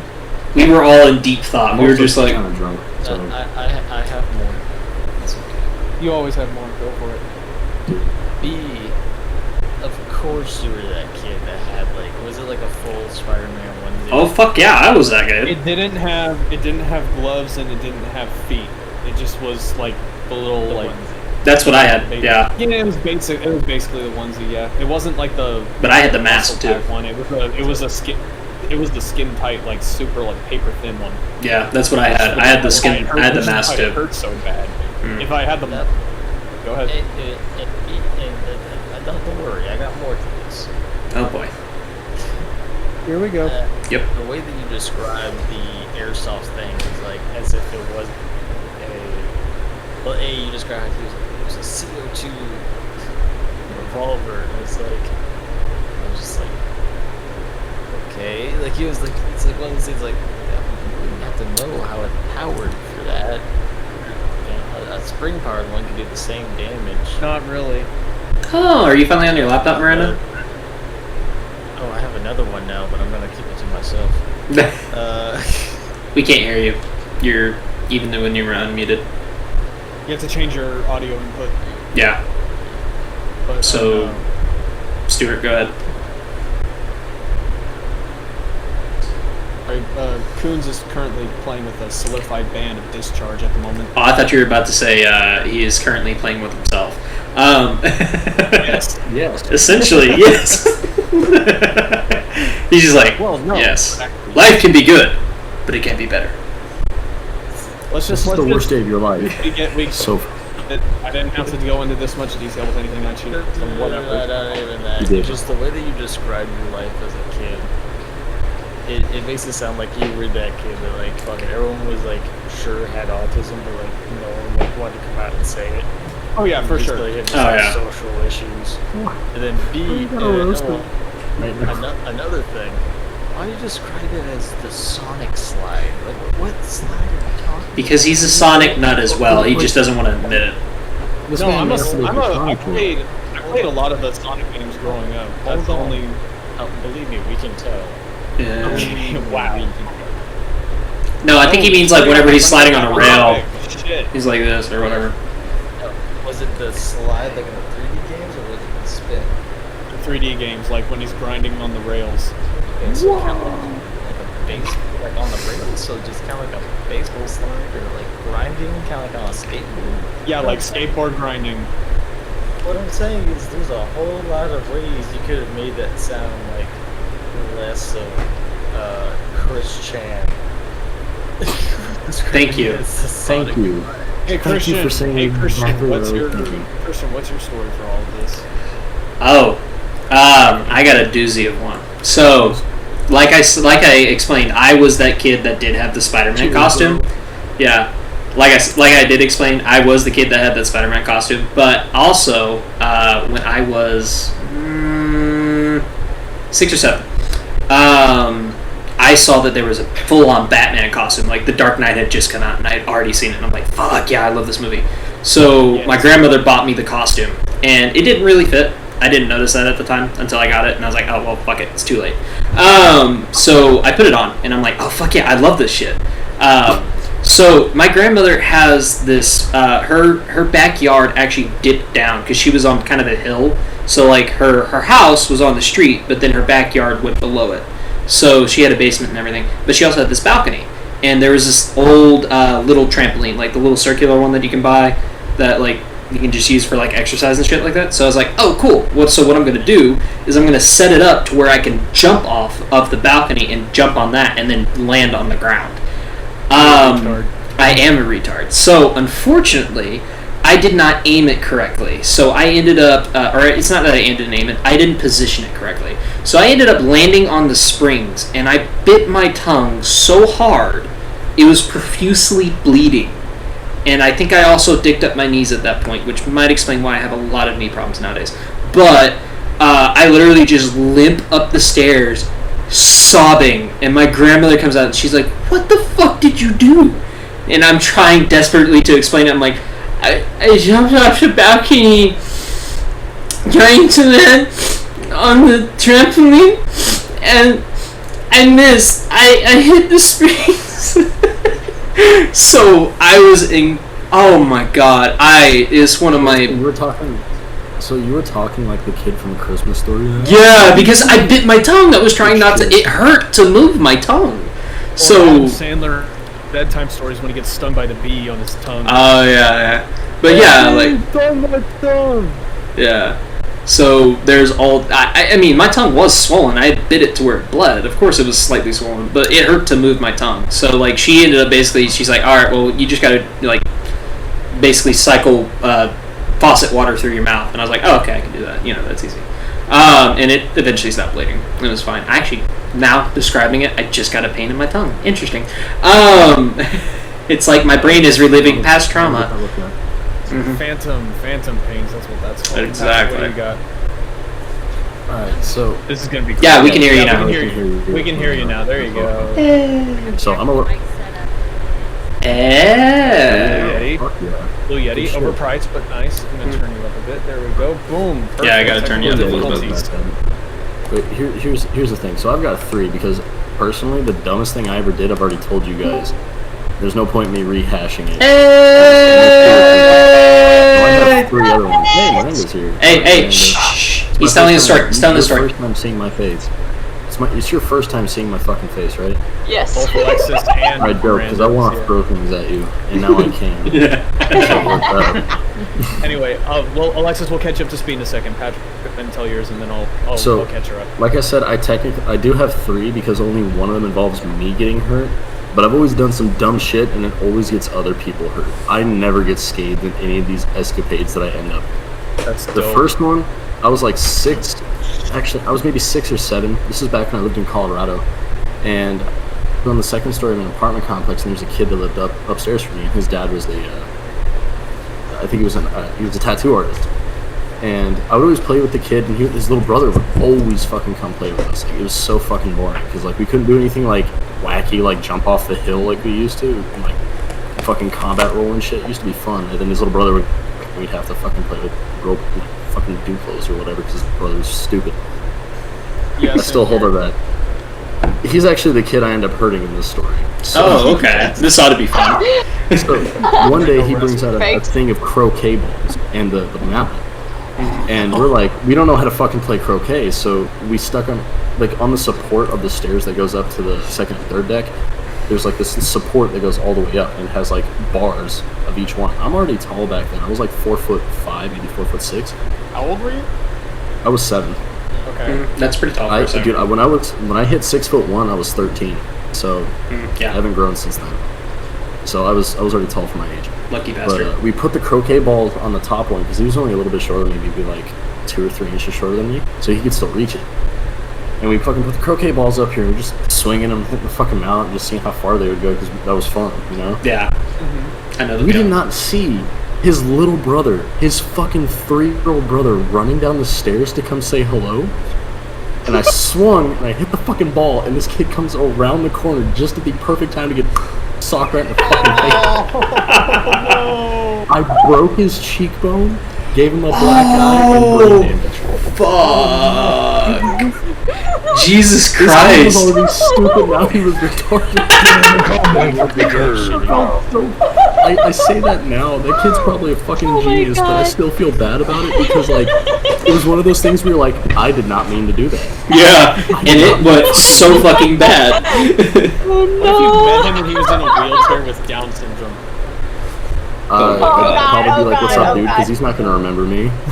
He I has have a late-stage dementia. I'm fine with that. Late-stage dementia. Late-stage dementia is death, you stupid bitch. Late-stage dementia is just regular dementia, dude. Dumbass. That too. It's like the late stages of the after you've already hung yourself, you know? Besides, what do you think was the point of like swinging the fucking like croquet ball? He didn't want him to remember him. Yeah. Alright, Alexis, here's what we're talking No, I got 2 others, real quick. I'll fill Alexis in, because I've only injured myself once for something stupid. Alexis, we're just telling stories about the dumbest and stupidest way that you ever injured yourself or others. I think. Okay. Because mine kind of, like, I only have one that involves me injuring myself, and that involves the scar here on my wrist. Oh. So, He didn't try to kill himself.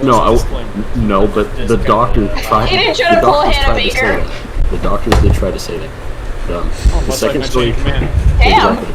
So it was, I think it was Christmas. My brother just came home from his first deployment to Afghanistan, and I got a Nerf rocket launcher for Christmas. Yeah. Oh yeah, I got the fucking thing up, and I got a my random brother scar comes right around here. the corner. Nice. Fuck you. I pumped the thing up, and I'm going around the room, and I'm pretending like I'm playing, like, I think I was playing Star Wars Republic Commando in my head, you know, like, oh, there's droids, bang, whatever, you know. It's a fucking Nerf gun, it's not gonna hurt anybody. Yeah. Lo and behold, my brother turns the corner. Dude, people gotta stop turning corners on me, bro. Like, this is already becoming a trend. It happens every time. Like, don't shoot, friendly, you know, whatever. Blue. He turns the corner, I see who it is, and I go to drop it, but, like, in my excitement, I squeeze my hands, and I fucking pull the trigger, the rocket launcher hits him right in the fucking dick.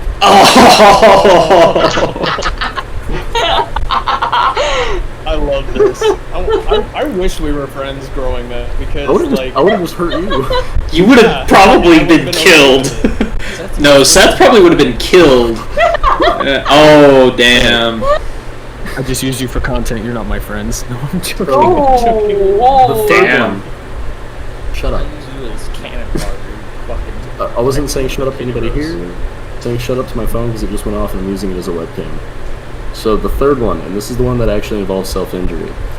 So me and my friend, I think his... yeah, whatever. His name doesn't matter. I know it started with a J. I'll remember it in a minute. We went into the woods behind where I used to live, and it's technically a halfway home, but it was a set of apartments, not much unlike a barracks or an apartment complex. But you had to have a key to get into the main door, and then you had to have a separate key for your house. Seems overtly complicated. We went to because it was a government facility. It's always complicated. Yeah. But we were there, and I was like, "Hey man, you want to go like out in the woods, look for rabbits and shit to like kill them?" And he was like, "Yeah, sure." So as we went one out does. in the woods, and we were sharpening sticks with a knife to turn them into spears and throw them at shit. Hell yeah. Hell yeah. By the way, we bagged 3 rabbits that day. It was Awesome. And then we saw a bear, and then we fucking ran. Yeah. Because, you know, when you see a bear, you have 2 reactions. Holy fuck, that thing's huge. And your first reaction is generally following the first reaction, like less than a nanosecond later, you're like, fuck, that thing's huge. It's already gone. Pretty much.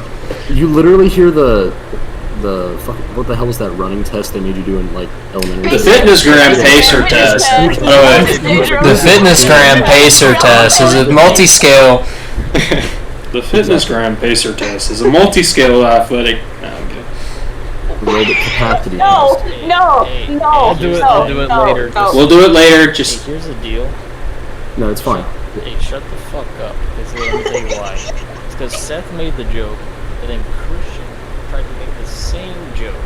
But in doing so, since there's a latency delay, you just couldn't hear either of them. And so this is why we only did inside. Here, hold on. Where is Christian? Shut the fuck up. On my screen, you're directly. oh, so hold on, wait. On mine, I'm diagonally. Yeah, I'm right there. So point this way. time, please. This other side? This side? I'm the one that's streaming. He's down here. Hey, I'm the one that's streaming this, so he's up here. So down to your left. Shut the fuck up. Now you're just looking at Seth. Like on my screen, you're right. I'm right here, so I'm up in your corner. If you don't shut your fucking mouth, I swear to God, I'm like, excuse me, and it's not even gonna be like a pleasant one. I'm gonna like Okay. So yeah, I hear the noise. I hear the noise go off in my head, and we run. But this is after the horrible injury that I received. So I was sharpening one of the sticks, and I wasn't really paying attention to like what was going on. My friend threw a fucking rock at me. It wasn't, not a little pebble. It wasn't, hey, trying to get your attention. It was a, hey, here's a rock. Yeah. I'm slicing up as this happens. So like I'm here, the stick's down here. I'm holding it like this, like a dumbass. So like this. And he hits my arm with the rock. It's here. Oh, damn. And then, not even a fucking millisecond later, I look up and I see the bear. Like, blood dripping down my arm, like, I gotta go.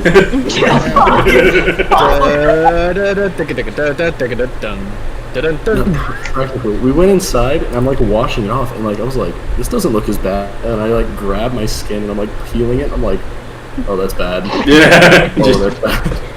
I need to start folding it back. So I tell my friend, dude, you're good to go home. I'm not gonna pass out. Like I'm already in shock, so I'm not gonna pass out. Yeah. Like because that's how that works, obviously. Yeah, exactly. Yeah. So he listened to me, and he went home.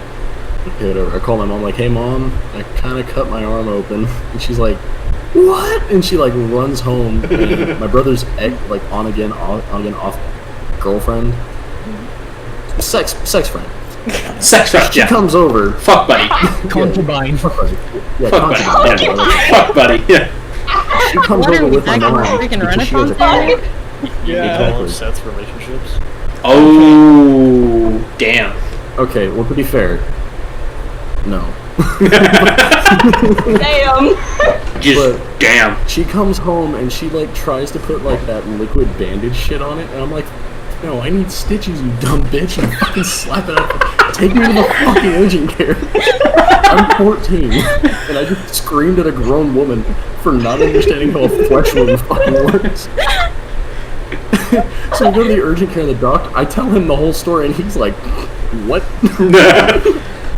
He literally reaction all fucking 2, 3, 4, 5 of you did. Yeah. And he's trying not to laugh while he's sewing me up, and I'm sitting there like, oh, this feels really good, because he puts it in the antibacterial bath water. Yeah. And I'm like, oh my god, this feels so good. I pull it out, and it's the worst stinging. Ooh, yeah. Like, if you've ever had like UTI, it's like putting peroxide on an open wound. Actually, peroxide on an open wound doesn't feel as bad as you think. It's really alcohol that feels bad on an open wound. Ooh, my god. Yeah, it's like rubbing alcohol. Ooh, that shit sucks ass. Especially on an ear infection, which I actually have experience from. Yeah. So I'm gonna finish the story off real quick because this is going on too long. I'm sorry. You're fine. So the next week, so this is a week after I cut my fucking arm open, and it's still wrapped in bandages and like making sure it doesn't bleed because it was a deep cut. Like cast, right? No, like basic ace wrap. Oh my god. Yeah, like ace wrap. Yeah, I know what he was talking about. So So I go to my brother's house, and he just got his house. I'm playing with his gun because it's a 45 ACP. Why the fuck would I? Yeah. Oh, Jesus Christ. Nothing bad are happened y'all at my brother's having? house. What the Nothing fuck? bad happened here. No, I'm just playing with it because I thought it was cool. I'm like, okay, cool. Bought the magazine. Oh, it was loaded. I'm not fucking stupid. I played Halo. No, Block 45. You played I'm an adult. Halo. I'm an adult. Like if it's loaded, fuck, it's only fun if it's loaded. Exactly. Yeah, but I was also 14, and school shootings were an apparent thing. So he was like, I'm going to put the ammo in the other room, because you're not going to be smart enough to look for it right now, because you're high as fuck. And I was like, American roulette. So, you just have a fully loaded magazine, and then you decide who to shoot. both of the knife injuries that I've occurred have happened on the same arm and the same hand. So sooner or later, I'm going to just cut this fucking arm off. Yeah. And it's just going to accrue more somehow. Like...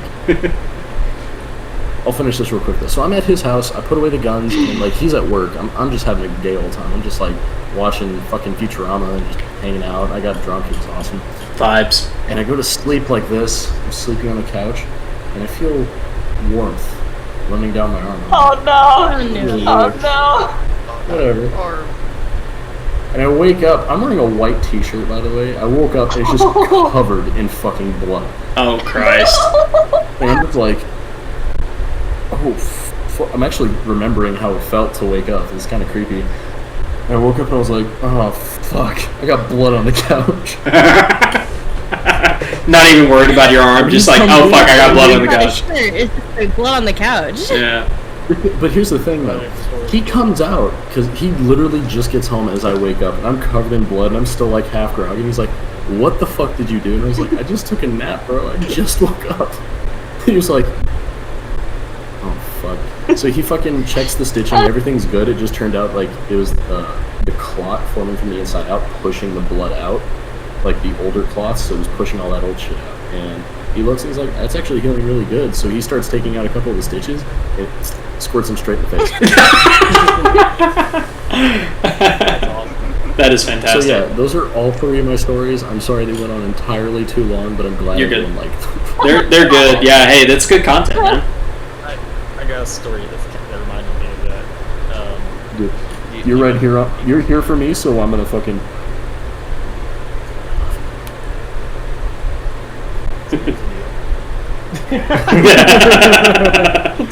So basically, what happens is, I used to have this old buddy, like lifelong friend named Jesse.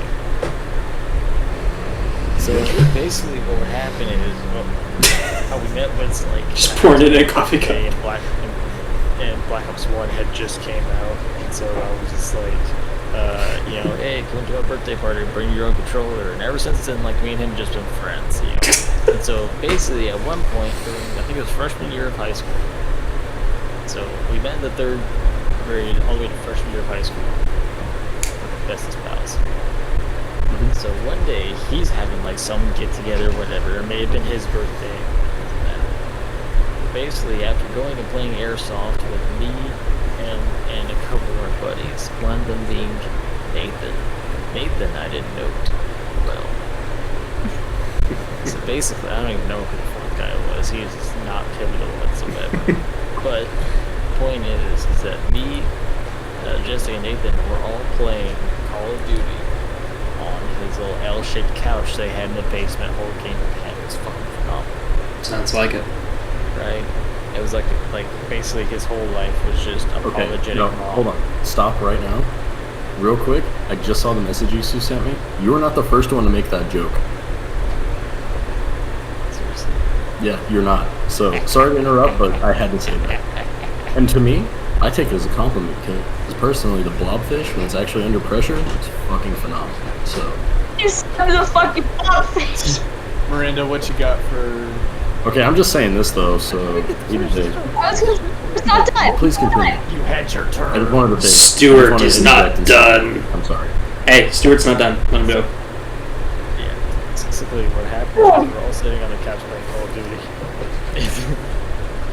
Basically what happens is we're all distracted, we're all like, like about to fall asleep. We're all like kind of dozy, it's like 6 a.m. whatever. And so basically, I remember being asleep on the couch, using whatever as a blanket because Jesse didn't give me one. I think I was literally using the couch cushion that was to my left, literally as a blanket. And I just wake up to this hellacious fart. Oh no. Now look around and nobody's conscious. No me. So we go back to sleep. We wake up the next morning. And there's a horrid, I mean, fucking horrid smell. Oh God. Why laughing so hard? This is like 4 hours later. Did he shit himself?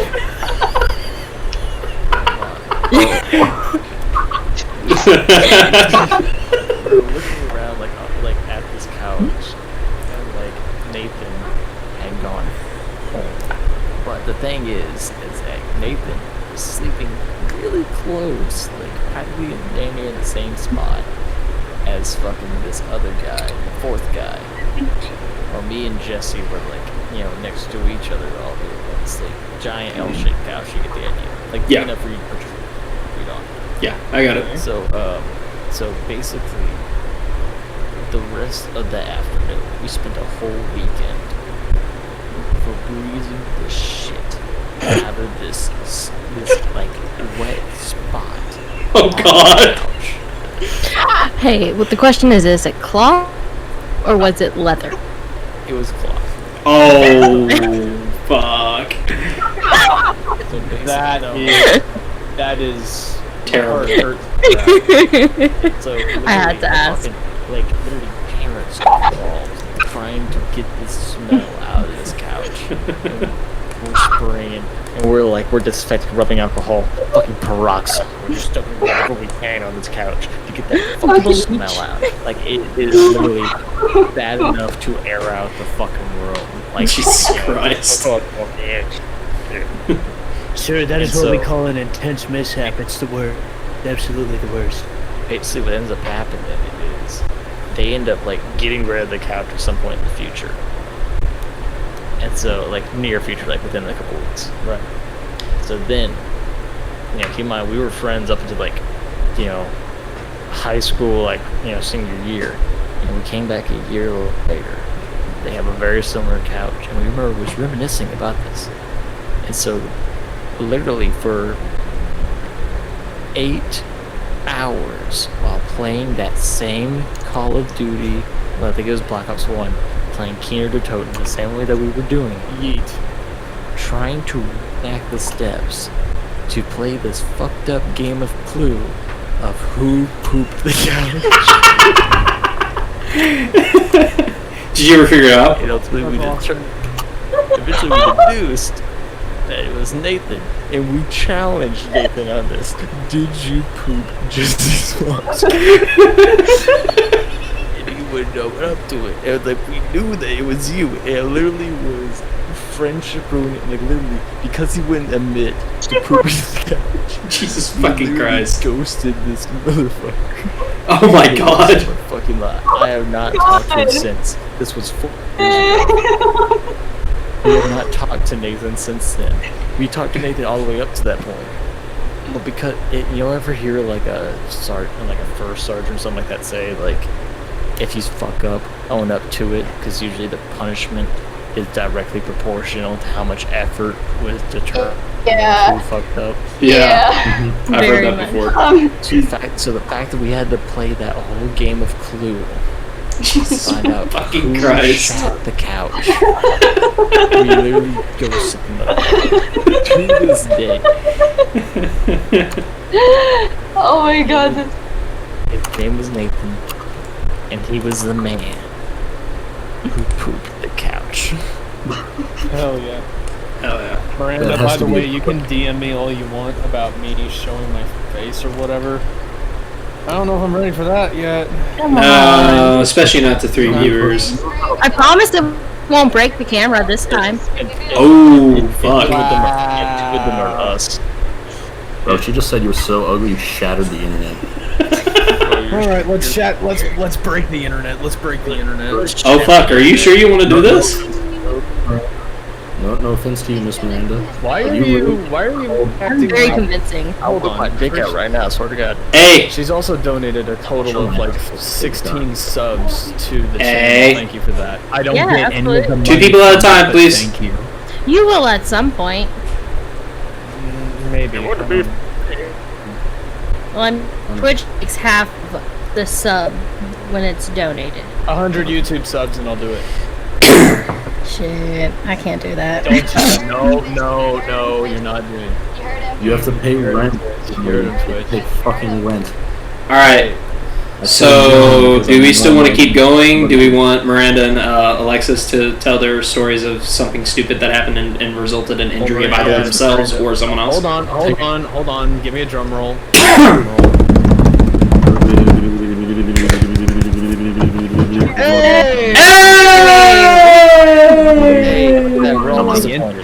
The internet is now broken. Hey! You have to do this from now on, by the way. You look like the kind of kid that I hung Very out much with. so. I just want to say your hair looks like you fucking did it yourself. I did. You fucking fix yourself. Hey, What'd I you didn't do? I woke up like this. See, my hair looks like an absolute douchebag. So, Hold on. Much better. That's just because. No, I am. Like I am. hold on. Let Stuart insult me properly. Everybody shut the fuck up. Let Stuart insult me properly. Let's go. Yes. I'm gonna say this from the day that I die. When I first met you, you looked like a fat Ray William Johnson. Fucking equals 3, motherfucker. Yeah.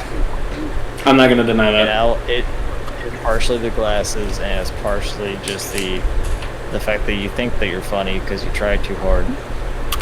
And it ultimately causes people to tell you to shut the fuck up, and then you get self-conscious and feel bad at night. But you're too afraid of your own masculinity that you won't cry. And you haven't cried in a matter of years.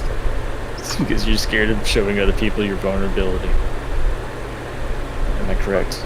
You're correct about the fact that I haven't cried in a number of years. I don't often cry. It's just, I don't. He did when he got locked out of his house. No, I didn't cry. I was more angry than anything else. I swear to God, if he shows back up. Awesome. This is Here, you awesome. want- Hold on, I gotta fix it. He supports Black Lives Matter. Hey, Seth. And just like that, Hey, the Seth. support disappears. Exactly. Hey, Seth. Blackout Saturday. Seth. What's up, y'all? Sith. What's up? Seth. Why are you wearing rings? You want me to pull the trigger? You're curious. If you want to go, you can go. I mean, I'll go if you want me to go. There are way too many people. Mine's not really that Back long, on so. topic. Miranda goes next. Stories that these guys are telling is like nothing compared to. It's like I know, mine's like, I don't even want to tell my because of it yet. I know. Seth. Hold on. Seth, piece of shit. You fucking frat bro beach his shit. Alright, no. Do you want me to pull the trigger? Depends, what are you shooting? You, Christian. me. Don't tell me what I can't do. You know, okay, on my screen, which is a stream. No, we are not talking about that on stream. I know exactly what you're talking Yeah, about. I'm right above you, so. I know exactly what Stuart's talking about. Not this time, but you can wait until after the podcast because he does not know that I told you about that. Told him about what, you motherfucker? What did you do? After the stream, Miranda. I fucking it's your hate turn. you. Miranda, it's your turn. No, Miranda. Miranda's gonna go, and then we're gonna let you go, Alexis. Oh my god. Choose your first. Yes. Yes, go. Okay, so, I'm gonna tell the story about how I broke my arm in the second grade. So, it was a normal day, I got dressed, like second grade does, went to school, Right. and have normal school up until lunch and recess. So we're outside at recess, and we had this playground at the school I was at, and it had this one thing that kids love to climb on, and I was never one to climb on it. So when I climbed on it, my friend was like, hey, just climb on it. And I'm like, no, I'm good, you know. And finally I decided, hey, I'm gonna listen to this chick and climb on it. I can't remember her name for the life of me. But so Probably don't want to, given the fact that you broke your arm. Yeah. But so I decided to climb on this. It was like a square with a circle in the middle and had holes on the side. Oh shit. Like, I mean, I don't even know how to describe it, what it was. Brandon, look at my camera. Look what just happened. His camera literally just went. Ish. What happened? It's not like put on my laptop or anything. Because I have it angled down, like all the way to the camera. Just. I mean, shit, mine's only clamped onto mine. Anyway, so I decided to climb on this thing, and I have no idea. Like, the bell had rang for us to go back to class, and I had no idea how to get off this thing. People are like, just jump, you'll be fine. I jumped off, and like the thing had wood chips, and like it was up on a platform type ordeal. I know what you're talking So about. like when I jumped off towards like where the platform was, and I'm like, okay, if I land, I'm not gonna hurt myself. I landed and I hit my elbow, and it cut clean across the growth plate. And I'm like, I did not cry until like I got to the nurse. And like, so I get to the nurse's office, and they like, what happened? I don't know, but I can't feel my arm and it hurts. So they call my dad. My dad's at work. He can't come get me. My dad calls my mom. He's like, hey, Miranda hurt herself. Go pick her up. So my mom had came and picked me up with one of her buddies. And Seth, get off your fucking phone. The nurse had checked it out and was like, well, you broke something. And so she's like, you need to go get a cast or go get it scanned by an x-ray. So we go to, like, my mom comes and picks me up and signs me up. My sister goes to the same school as me, but she didn't leave because, you know, she's fine. But my mom picks me up, and instead of taking me straight to the hospital, she takes me to fucking Jack in the Box and buys me cookies. And I'm like, I don't want a damn cookie. I want to go to the damn hospital. Yeah. Like, and how many kids turn away sweets? Like, That's a good point. You must have been in. Not a lot. Like, you're in physical pain, and your parents trying to give you something to calm you down, and I'm like, I don't want that. I want to go to the hospital. Oh yeah, no, I would have taken the cookies in a heartbeat. To the hospital, and my dad, you know, shows up at the hospital as like after I got my X-rays and everything. And they're like, well, what happened? Well, she broke her arm clean across the growth plate, and I'm like, well, fuck. So I had to wear a cast for about a year. Damn. Until it healed. A year. Yeah, that tends to happen. Well, since it was across the growth plate, like that is like where the two bones connect, so it Right. takes longer for those to heal than it does for any other bone. So yeah, that was not fun, and that was my experience. But like getting the cast cut off, like that thing scared me. And I'm like, they're gonna hurt me. No, they've done it like 1,000 times. Yeah, I heard they use like a miniature saw. It's actually pretty cool. But it's like, you know, you're a child and you've never seen this. Right. It just freaks you out. Yeah. All right. So to kind of wrap up this segment, so we can, you know, get back on it. Alexis, Alexis, do you want to tell your story? You got 2 seconds. You have 2 seconds. No, I'm kidding. I'm fucking with you. You got as much time as you need. All right, this has been the OnlyMemes podcast. Thank you guys very much for watching. Don't forget to sub to our OnlyFans and our Patreon. I promise that my talk will never be on it. I haven't made that yet. We need to get. I cannot make that promise about myself. Neither can I. Go. Okay, so I have two. So my first one it was my freshman year of high school. It was our second full out of cheer practice. So what happened was we were in the middle of our full out. So basically, if you don't know what that means, it's basically when you do routine, it's full out, tumbling, floods, that you're doing the routine as if you were to compete it. So we were in the pyramid, which is the second to last section of the thing, and then there's this part where my flyer is in a hitch, so it's kind of like your legs are in your arms are on a high V, but your legs are in a hill, except if the top one is bent. It's a cradle, which was basically throw up and capture, but my flyer went dead weight, so I was not anticipating all this extra weight. I catch her, I swing forward, and hit my other base in the chin with my nose. I get, like, obviously the routine still has to go, so I move to the next formation. I feel something coming down my nose. I go like this, and look at my finger, and I just see blood, and I'm like, shit. And so I ended up so I'm thinking, okay, either finish the dance or walk off, but Mama didn't raise no bitch, so I finished the routine, I finished the dance. The dance is only like 8 counts long, and as soon as I hit my last pose, I'm thinking, okay, I just have a bloody nose, and I start like doing the whole plugging, and like, I hit one of the other teammates on the varsity, I was the baby, and they told me, don't do that, it makes it worse, so I'm just sitting there, like, blood is starting to pool at this point. You're supposed to do this. You're supposed to pinch your nose and lean your head back. Yeah, but I didn't have a bloody nose, as you'll find out.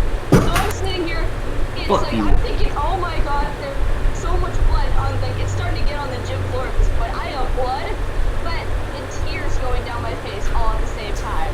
So when they talk about putting blood, sweat, tears, and everything, I know what that feels like.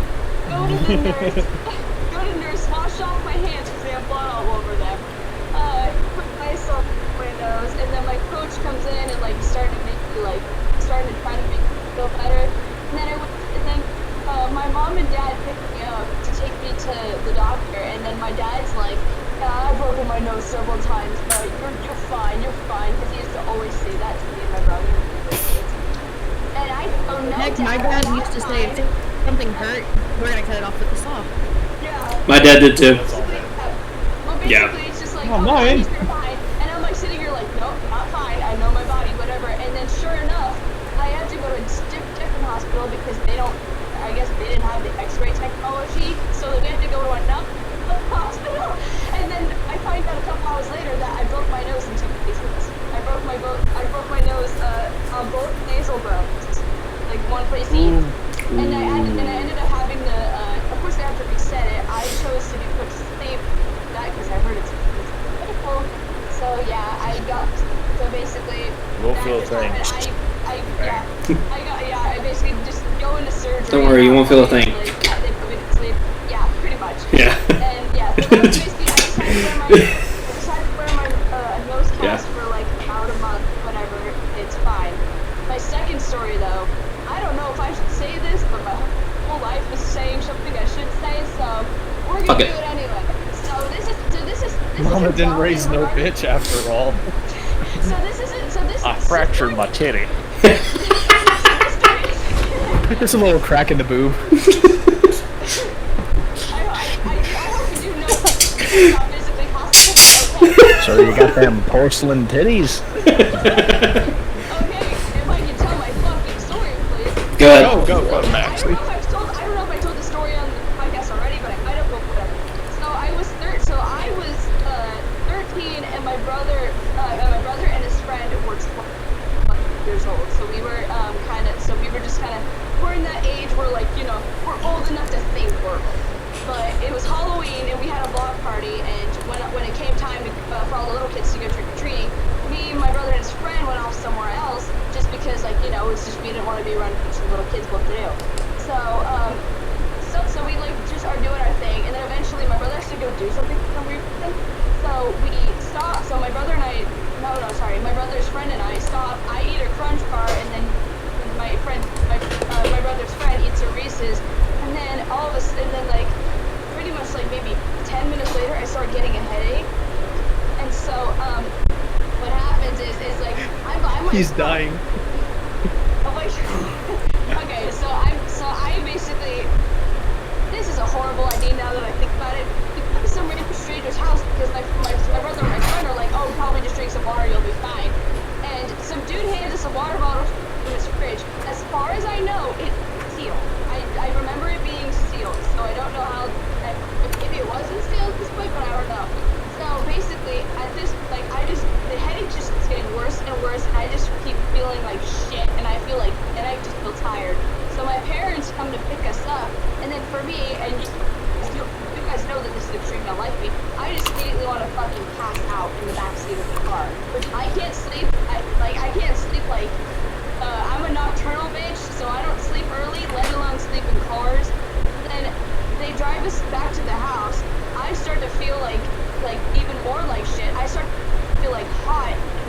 then I go outside because I feel like I need to throw up, but then I don't end up going.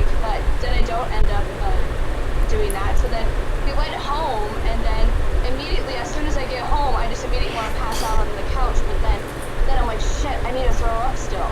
So I go to the bathroom, my downstairs bathroom, and at this point, I'm just like kind of there, but not really there. Then my dog starts jumping up on me. It's like, oh, my humans are home, whatever. And I'm trying to say, Roxy, get away from. What the fuck are you doing? I texted him and said, hey, look at my screen, and I started going like this. And he started going like that with his knuckles, and then it just turned into, it went from like this to me just mimicking him scratching his nose, and then he just goes. So back to what I was saying. I'm trying to say, Roxy, get away from me. Roxy's my dog's name, but it sounds more like Roxy, go. So at this point, I lose control of all motor function. I kind of pass out. My dad says, okay, let's take her to the hospital, even though I didn't hear that. Next thing I remember, I feel myself like sitting down and moving, but I don't really know where I am. But I'm kind of like hallucinating, dreaming that like I'm in a wheelchair and that I'm throwing up into a bucket. I was not throwing up into a bucket. I was throwing up all over myself, seatbelt, and the seat of the car. And my parents are kind of, I'm just sitting here like, fuck, I need to sleep this off, thinking. And then my parents keep slapping me to make Never sure sleep with a concussion. Yeah. Here's the thing. And then also, I don't know how I got a concussion. Well, I mean, I'm gonna explain that later. But then, so then that's kind of the last thing I remember again. During that time, the hospital, my dad carries me in, puts me on a bed. This is the part that I remember now. So basically, I feel something being stuck up up there. I feel something being stuck up there. That turns out it's a catheter. They're trying to put a catheter in me so that they can, like a urine sample. And I don't know. So at this point, I have no idea where the fuck I am. No, wait, hold on, wait. What was it in Spaceballs? It was like... all three of us. They don't know what stop means. Oh, yeah. That's why rape happens. Yeah, so basically, I feel something... Don't worry, Seth, I heard that. They're trying to put a catheter in me, and then, so at this point, I have no idea where the fuck I am. So, I just feel something being stuck up there, and then, so I'm literally kicking at the fucking doctors, trying to scream, get away from me, because it's not really working. So,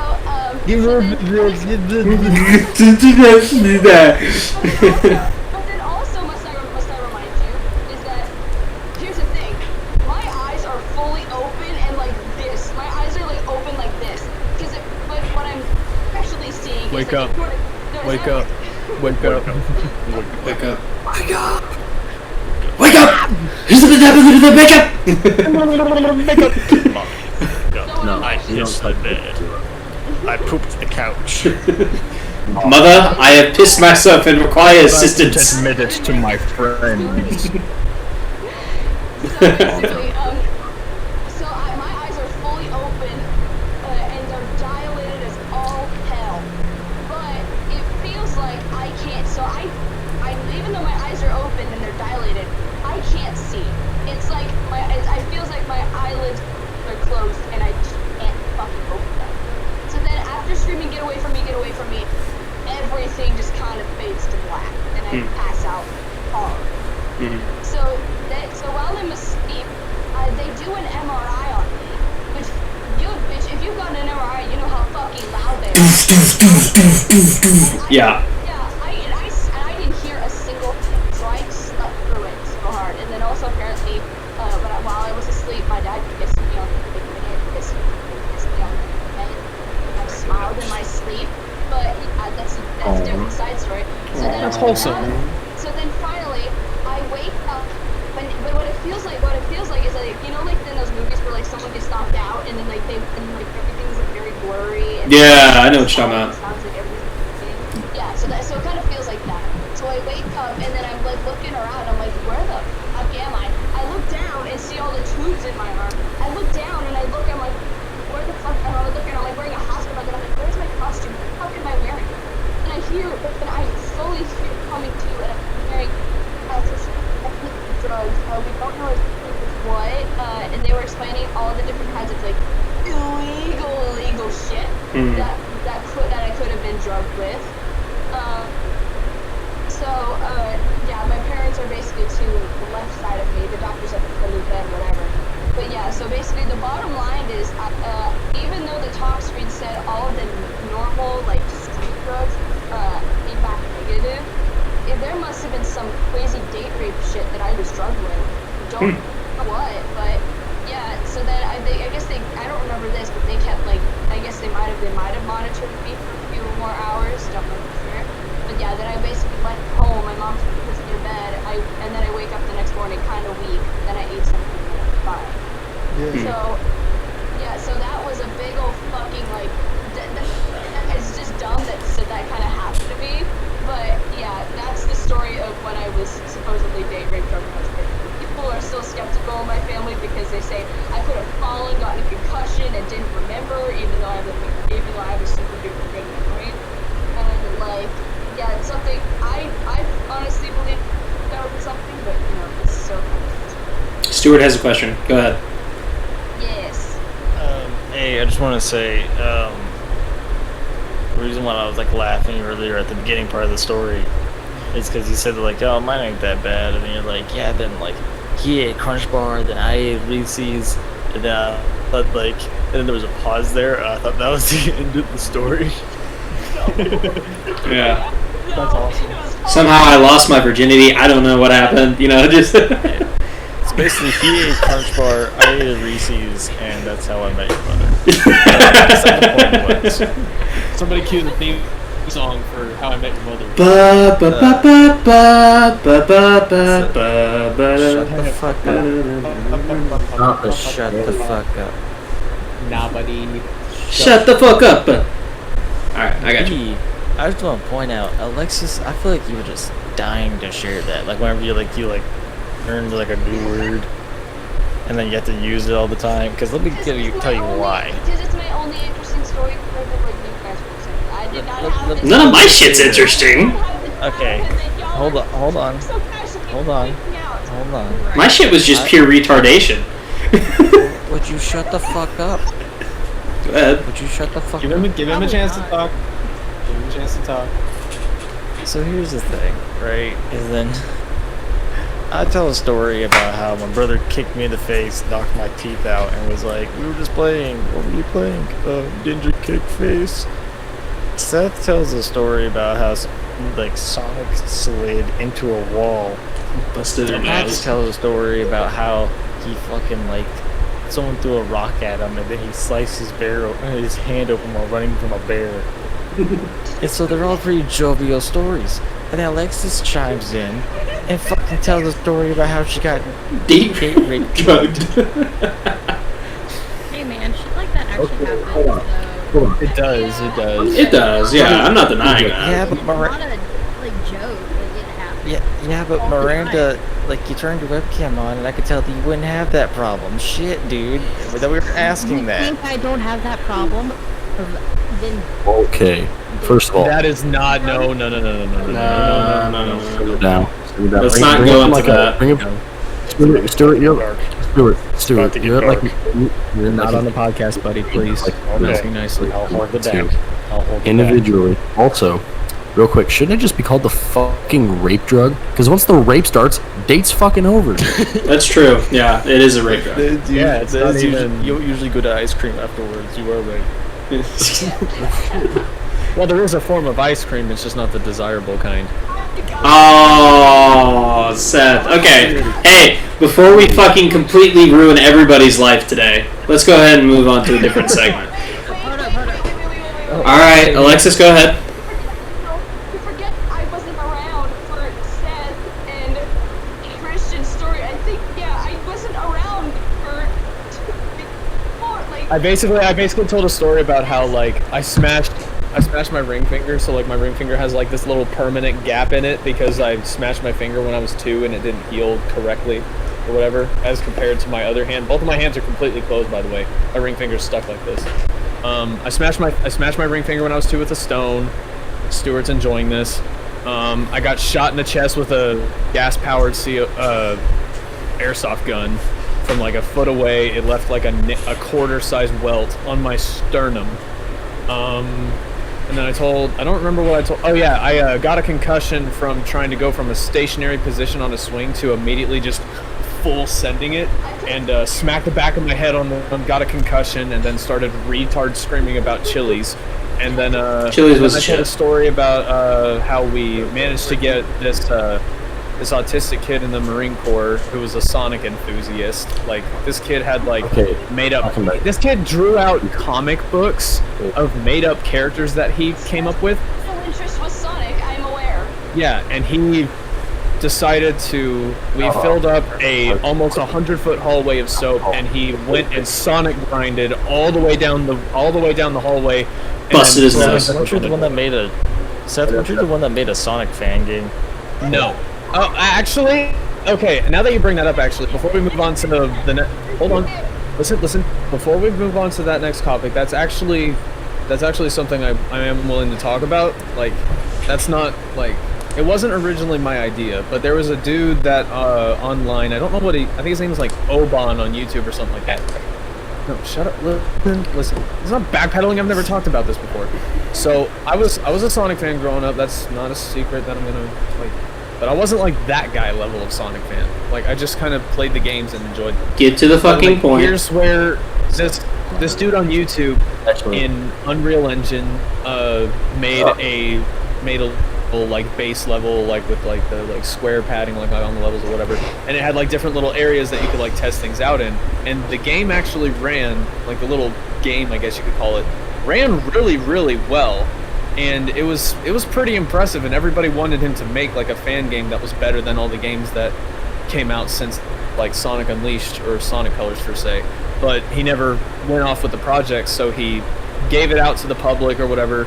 This group of people that I followed on Discord that I'm not a part of anymore, I don't think. I have to go check my server list again. But they started developing, like trying to develop into an actual game. It wasn't like excessively extraordinary, but they started off just making random levels or whatever in the engine, and then they started like showing off all these other like fan-made games for it. But then the one that they were actually working on now has, I think, like 3 episodes of a storyline they're trying to set up. They've got 3 pretty good levels. They have a storyline for both Sonic and Shadow, which are the only 2 playable characters that were originally released with the original engine by this guy on YouTube. And it looks really good. The player models, like, it literally looks like they just took the original game, like mechanics for like how Sonic works and everything from like Unleashed, and they just stuck it in on this computer engine, and it works pretty good. Shout out to those guys. They did a really good job. The voice lines and everything is pretty it needs work. But like, other than that, like, it looks really good. I was a part of one of the tester groups that did stuff like that, and I like advised them on a couple things that I think could have been fixed, like little bugs that needed to be fixed and stuff like that. But they're also limited by the fact it's Unreal Engine, and depending on what you're trying to go for, you're not going to make something 100% perfect that runs on PC. So like a game like Sonic, where the camera is controlled by your mouse, and you're using WASD to move around and all these the keybinds and stuff. Like, a Sonic game on PC does not work unless you have a controller, and even with a controller it's a little weird, especially when it's in like something like Unreal that's mostly made for like characters that can like move freely around the map. It's really hard to make a game like a Sonic game work in a way, and that's why I wanted to do like I started wanting to do like animation and stuff, just because I don't know, like game designing and stuff like that is really cool to me. And so I mean, that's kind of where I got started on that little track of wanting to be a game designer. So actually, quick side note before we do move on to our final segment, which is I think you guys are going to like it. It tends to be very popular with us. So I was actually going to say that, quick shameless plug, I did upload a video fixing Star Wars sequels trilogy, so that's always fun. And I'm actually working on the next one. Patrick, what's up? What's up, Patrick? I just want to say this. I'm sorry. I'm also a little bit drunk. I've been literally chugging the piece started. You're good. So, sorry. Firstly, I want to say how like we were talking about the dumbest way you ever got injured, and Alexis tells that fucking story. I don't know why I think that's funny. It is pretty funny. Yeah. Like, didn't I point that out earlier, my guy? Kinda. Yeah, he kinda did. I wasn't here. I was probably taking a piss, or I was out in the other room. They went to edit it out, my boys. They're up contributing. Yeah. Okay. I'll bring it up in post or something. That's all I wanted to say, and I can tell I'm drunk because my arm is down. So please continue. Okay. Anyways, so now your arm open. Due to a, I was gonna make. Thus furthers my point of saying shit that I shouldn't say. Okay. Anyways, you're fine. That was a good story. You just didn't have context. You're okay. You just didn't have context. I gave you the bare fucking minimum, and you went with it, so you get a gold star. Yeah, I'll say that. Gold star. Anyways, co-host of the week. So, anyways, basically what ended up happening is I did have a private poll. I was actually going to make it public, but I had no real way of doing it because I'm not getting all that much interaction on my YouTube channel. Not begging for anything, just fucking saying it.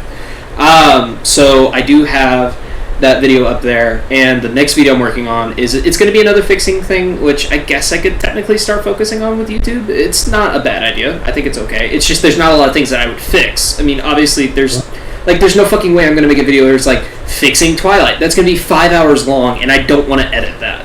So plot number 1, make the characters interesting. But no. Anyways, so my next video is actually going to be, because it did kind of win out due to random decision, because I had a 3-way tie, and I was like, there's no fucking way I'm going to get one more person to do this, so I'm going to have to make the vote myself.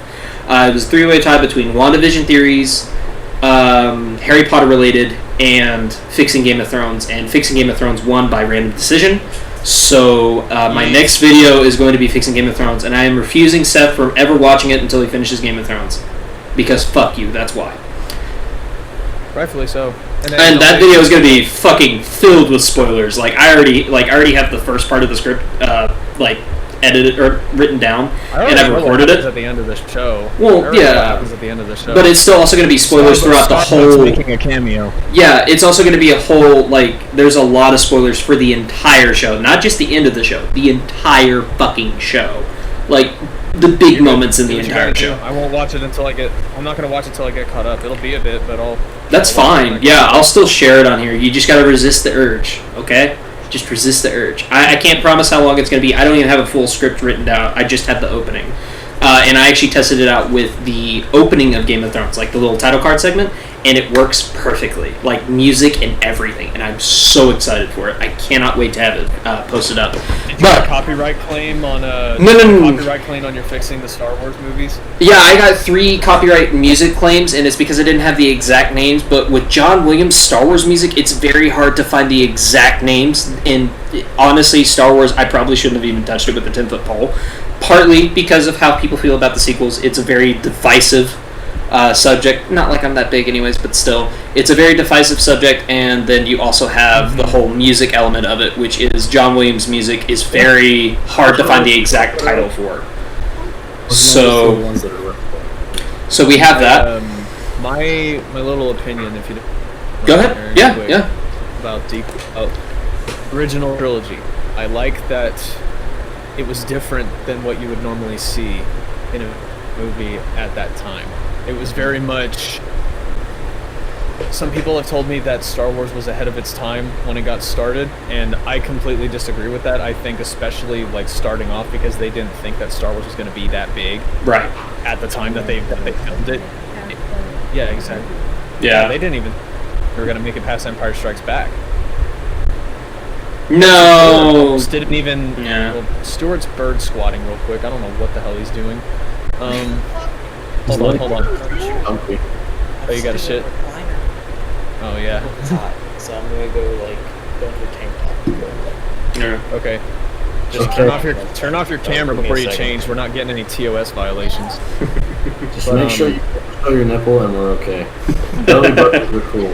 Yeah, don't be a Lindy changing on stream on purpose and then getting surprised when your titty pops out. Anyway, that's my jab at a shit. That's my jab at a shit streamer for the time being. Anyway, so I'm sorry. It's all hitting me all at once. I started drinking 2 hours ago, and it's all hitting me right now.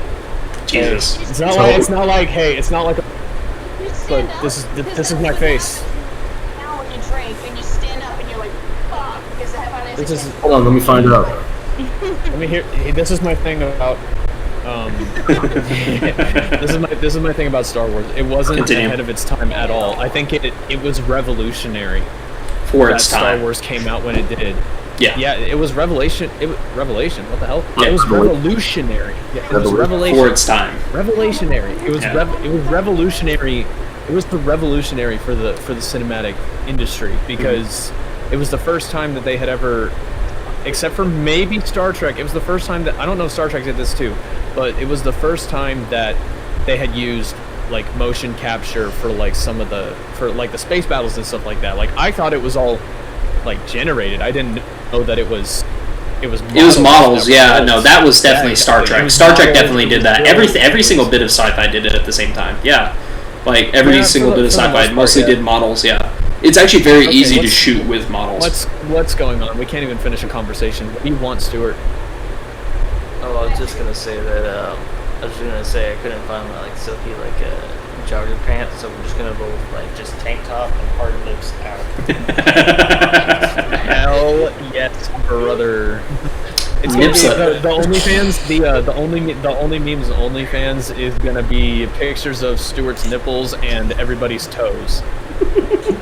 So after this, everyone here is legally obligated per Article 115 of the OnlyMemes podcast. I'm joking. But everybody's legit. I have to do this because Miranda donated enough subs last podcast.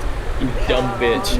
To give me enough to make. I have to make the OnlyFans now, but all of you are gonna suffer through it with me. I need everybody to send me a picture of your feet later.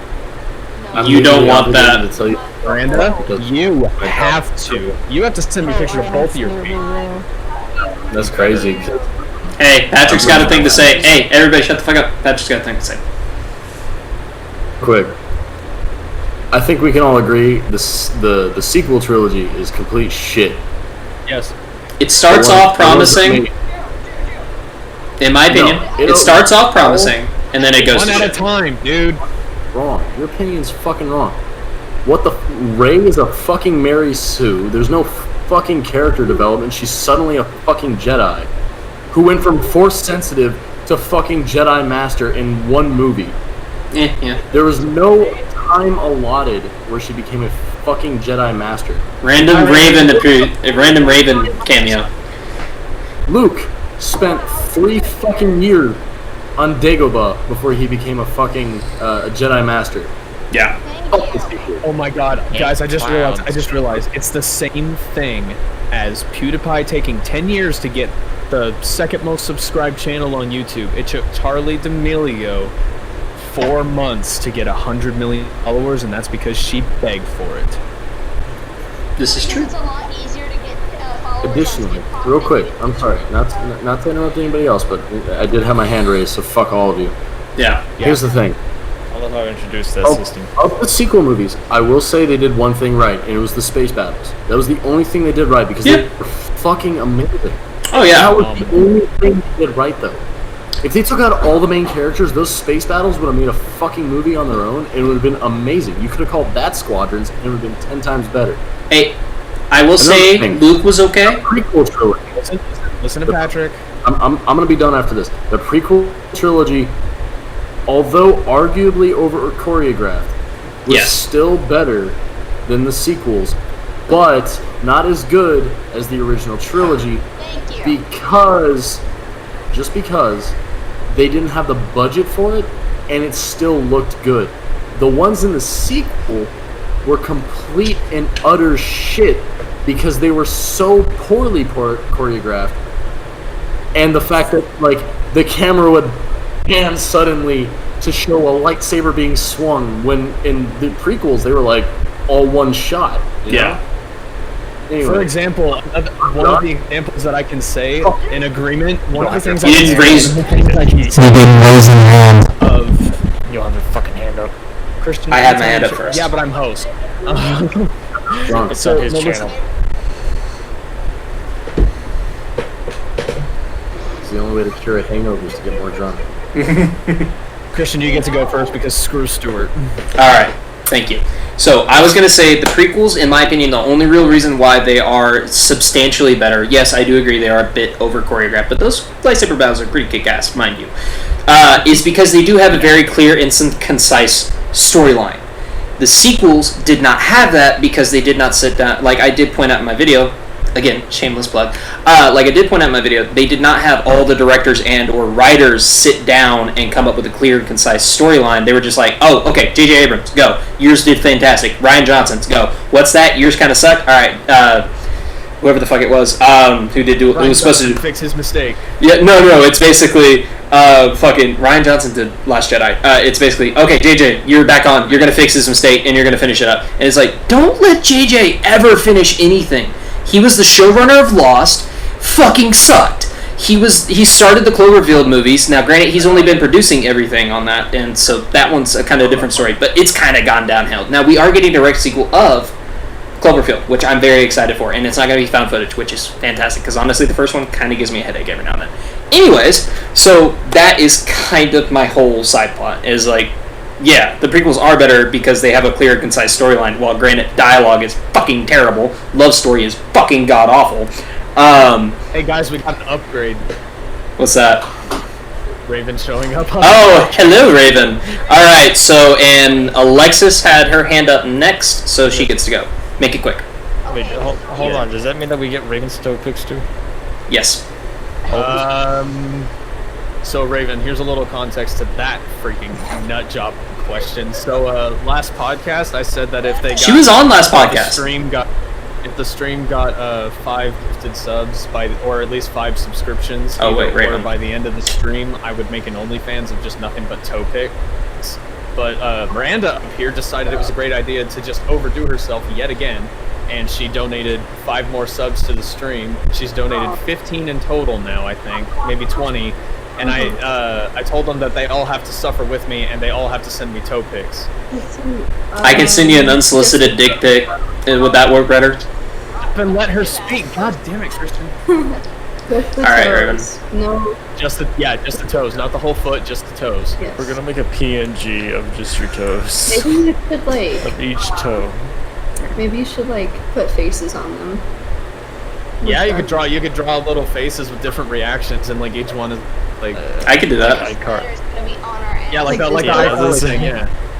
I could do that. This little piggy went to church. This one got arrested, and this one got arrested for other things. And this one got shot in the face. There's just a hole between his eyes.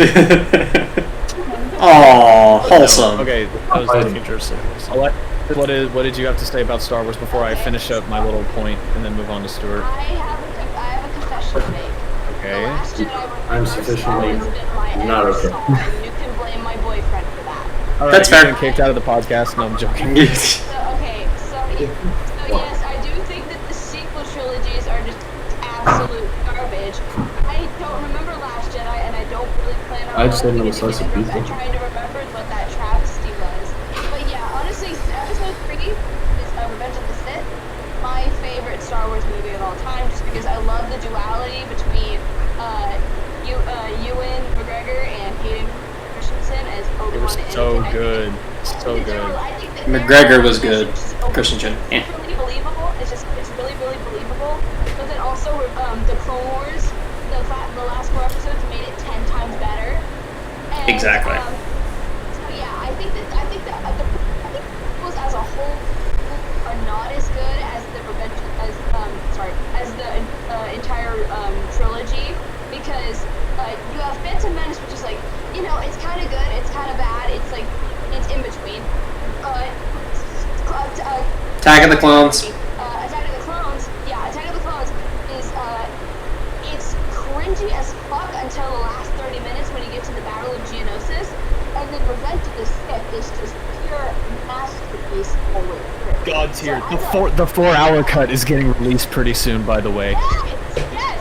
Okay, so anyway, Okay, now I got like 3 points. God tier movie. When the original trilogy is just kind of God tier, after one after another. Even though 4 points. Empire Strikes Back is, even though Empire Strikes Back is not my favorite movie overall. Nah, I got 5. It just doesn't really click with me. Shut up. But the sequel trilogy, Force Awakens just go up all over again. Last Jedi is, I don't even know what the fuck that was. Shit, I'm gonna fucking fall off my chair if I do that.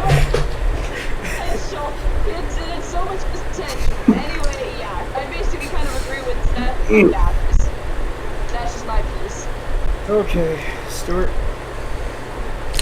First thing I was gonna say at the beginning, before we sat through 3 TED Talks. Hey.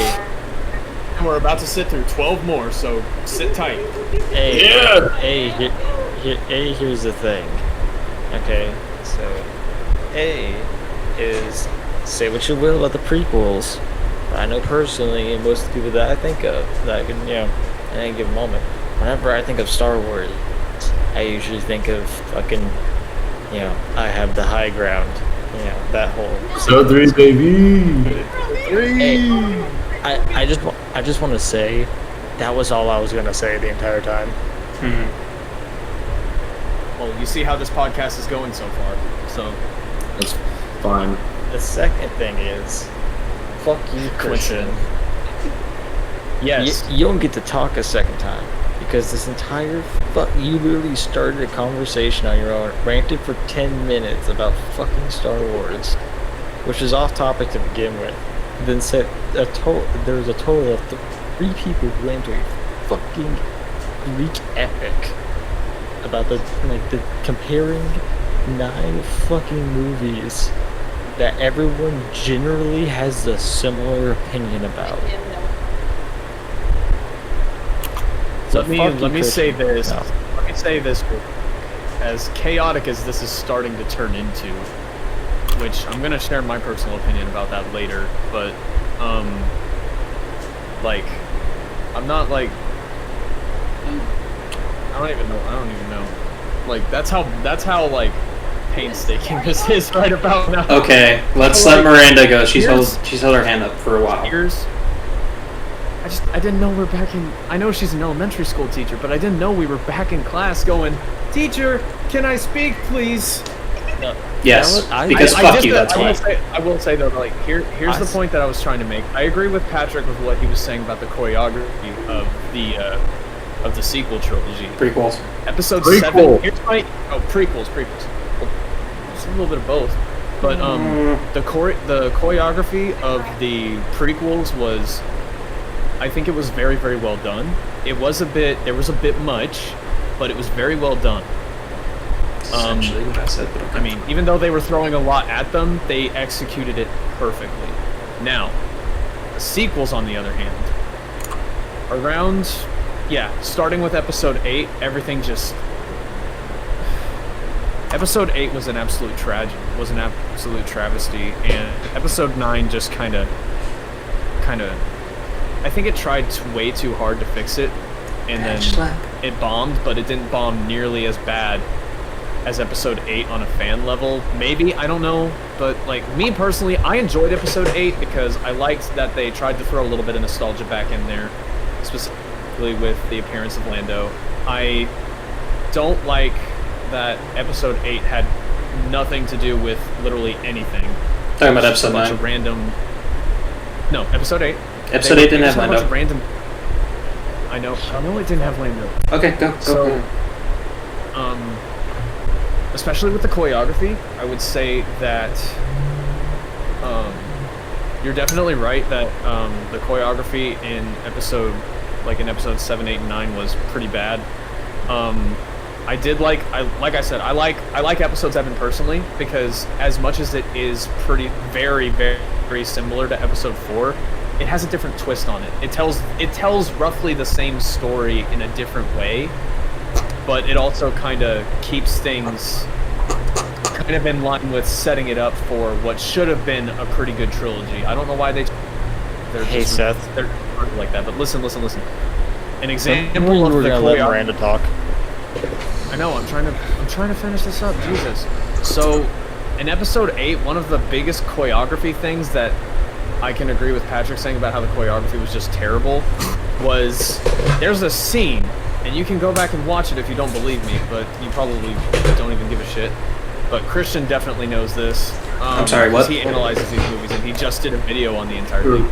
You know the screw up in the throne room of Snoke when they're fighting the Red Knights or whatever they are. I don't remember what kind of troop. Royal Guard, but whatever. That have like those like late. I know what you're talking about. Go ahead, keep going. They're Keep like going. the ones that have the red whip things. One of them. Yes, it was Who so. fucked Palpatine? I don't know, but the whole thing of like when they're in there and they're fighting the guys with the blades or whatever with Let the him get to the lightsabers point. and everything, and Rey had no idea how to choreograph her scenes. The troopers didn't know how to choreograph their scenes either because he goes to swing at her, she's not paying attention, and he has to purposefully arc over her head to miss, otherwise she's literally going to decapitate Daisy Ridley. And I thought I was just like, as soon as I saw that, maybe the third time I saw it, stop it. I'm done. Miranda, go. So I agree with y'all about the sequels, how bad they are. But for me, episode 8 was the last like movie and like day I actually got to spend with my grandfather before he died. So like to me, I enjoyed that movie out of that trilogy a lot more, just because it has more of that special meaning to me. But yeah, no, my favorite of the movies was probably when Yoda's first introduced. Empire. Drawing a blank. Empire Strikes Back.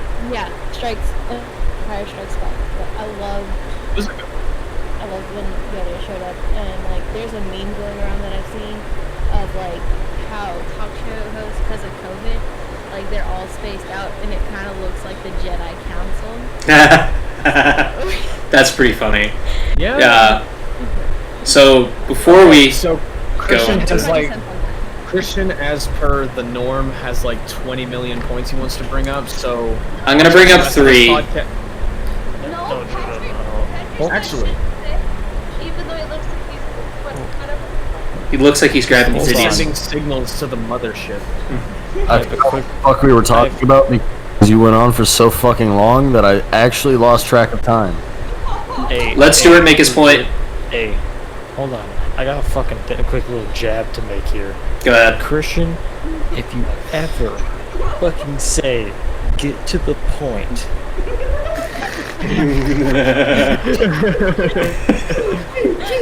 This entire podcast has literally just been Christian just completely bailing from the point he was trying to make. Okay, so here, now hold on real quick. We love you, buddy. I'm going to support Stuart's point. I'm going to support your point. I didn't even get to make the threat. No, here's the thing, Stuart. I'm gonna help you make your point like an NCO would help you solve a problem. You ready? So, here's the point Stuart's here's the point Stuart's gonna make, right? Pretty straightforward. Here's the thing that Christian, I know he's gonna fucking do. So, with that in mind, please speak your fucking piece. And by that, I mean, Stuart, insult him. Open the floodgates. Not that floodgate. That's later. No, open this floodgate. You hate money. Because I'm about to say, that floodgate is what I'm about to open if he ever says, get to the point again. Okay. Nope. I'm going to do a live on stream, swear to God. Okay. Don't do it. Don't do it. I won't ever say it again. I apologize. We are a very toxic podcast, but we are not. His camera. Patrick's just ooh blood grabbing his tits. Okay. Blue blood. Save some for me, Daddy. So. Oh, they're rapists. You have to argue with her, not me.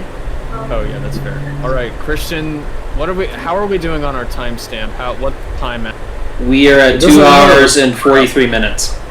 Oh my god. Because fuck you. That's gonna take forever to download, bro. You're welcome. That's not no problem. Plug in your shit already, you stupid bitch. Okay. Fuck. We're having fun. Let's have a fun podcast. Hey. Not like you're uploading it to fucking iTunes. I got something real quick. Go ahead, Stuart. Okay, so I'm gonna go ahead and tell you this. This is the reason why Seth was so hesitant to let you fucking host this fucking podcast. This is why. There's other reasons. There's other reasons. I was hesitant at first, mostly. You completely cut out, by the way. Yeah, I know. I saw it. Desync. I was sending a message on Snapchat. That's probably why our internet's not very good. Continue your point. I promise you it's not good because someone's watching porn. Yeah. No, so... Why you calling back here? You'll murder. Damn. Nice. Patrick has to recoil from that one. Shit! I was drunk and then I realized you got me fucked up. His face just sells the whole thing. This is why we need to just do cameras like this from now on. Okay. But what we need to do is we need to get Kyle from FPS Russia on here so he can tell us about almost being raped in prison. Yeah, we could do that. But no, so I was hesitant to give it to him at first just because I was like, I really don't know how this is gonna go down. And now that we're here, Raven, help me, I'm an alcoholic. Damn. it's not even that, it's not even the fact that he's hosting it. I have no problem with him hosting the podcast. Just like I wouldn't have any problem with like Stuart doing it or Alexis doing it or Patrick doing it. Like I have no problem with you guys like alternating who hosts the podcast, like if I can't. But like this whole thing is just a giant clusterfuck. Sir, shut the fuck up. Shut the fuck up. Just shut the fuck up. Have you been doing any drugs lately? Make your 60,000 points so you can shut the fuck up. Hey, I just love how fucking like Seth didn't say Miranda and she recoiled just slightly because she noticed it too. She's not a co-host. She's never been on before. I'm very real and open about it. Fuck, let Christian say his 60,000 points already. Christian, do your little spiel for your arguments. I'm sorry, Christian. God. Oh my God. Christian, go for the love of tits and ass if there are any left. I am waiting for silence. Go. Patrick, shut your dumb ass up, please, for the love of God. I appreciate the help, but fuck off. No, because you're not funny. Okay, whatever. This is my family, everybody, and I hate them. Christian, you know I love you, buddy. We're like second cousins. Oh, so that means I can sleep with you. Don't tell them that, because they're gonna look for two drunk Irish. We tried once, remember? Oh yeah, we all started together. I forgot about that. That's a story for later. Anyway, Christian, get to your points. I'm gonna tell that little story. Let's shut up, Alexis. Holy shit. Actually, hold on. Can we just like not let Christian talk and just move on to the next segment? Is that an option that we have? Oh my God. I hate my life. This is what it's become. So, I'm gonna let Christian speak points. I'm gonna make a joke about the thing that Stuart and I were just talking about, and then it is story time with Coons about a Neil story. So get that pulled up and ready. We need. I have it pulled up and ready. Yeah. Oh, it's been ready the whole time. Okay, so that's what I was also going to bring up as well. Anyway, so I was going to say Empire Strikes Back is my favorite, and I know it's a cliche point to go with, but I do like that movie. That's one of my favorites. Revenge is the second, though, I will say that. So, anyways, there is that. While granted, I did not notice a lot of those fight choreography errors in the throne room battle, I still love that fucking fight. That's one of my favorite shots in the entire fucking series, the trilogy at least. It's beautifully shot. Go beautifully watch it again, done. You'll see what I meant. No, I know what you're talking about. I'm just saying, like, I didn't notice it. Anyways. Okay. Christian, I'm sorry to interrupt. I really am. I'm actually really sorry to interrupt. Go the fuck ahead. You sound like you sound like you're in a fucking bathtub. Please fix your mic.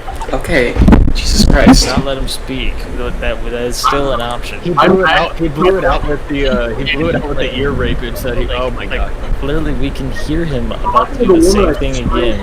At home yesterday, like, I'm sorry, like, I screamed at an old fucking woman yesterday because, like, she was like one of those people that are like, hello. And that's exactly what you sound like right now. I didn't hear anything. I was testing my mic to make sure it sounded better. Okay. Mason, shut the fuck up. No, Stuart, you're drunk. Shut up. You're drunk. Shut up. You're right, but shut up. Christian, go! Oh my god. Okay, so Seth doesn't end up torturing himself by trying to download all this. Anyways, I have to. I know. Anyways. Nick and Nick from He-Man. Okay.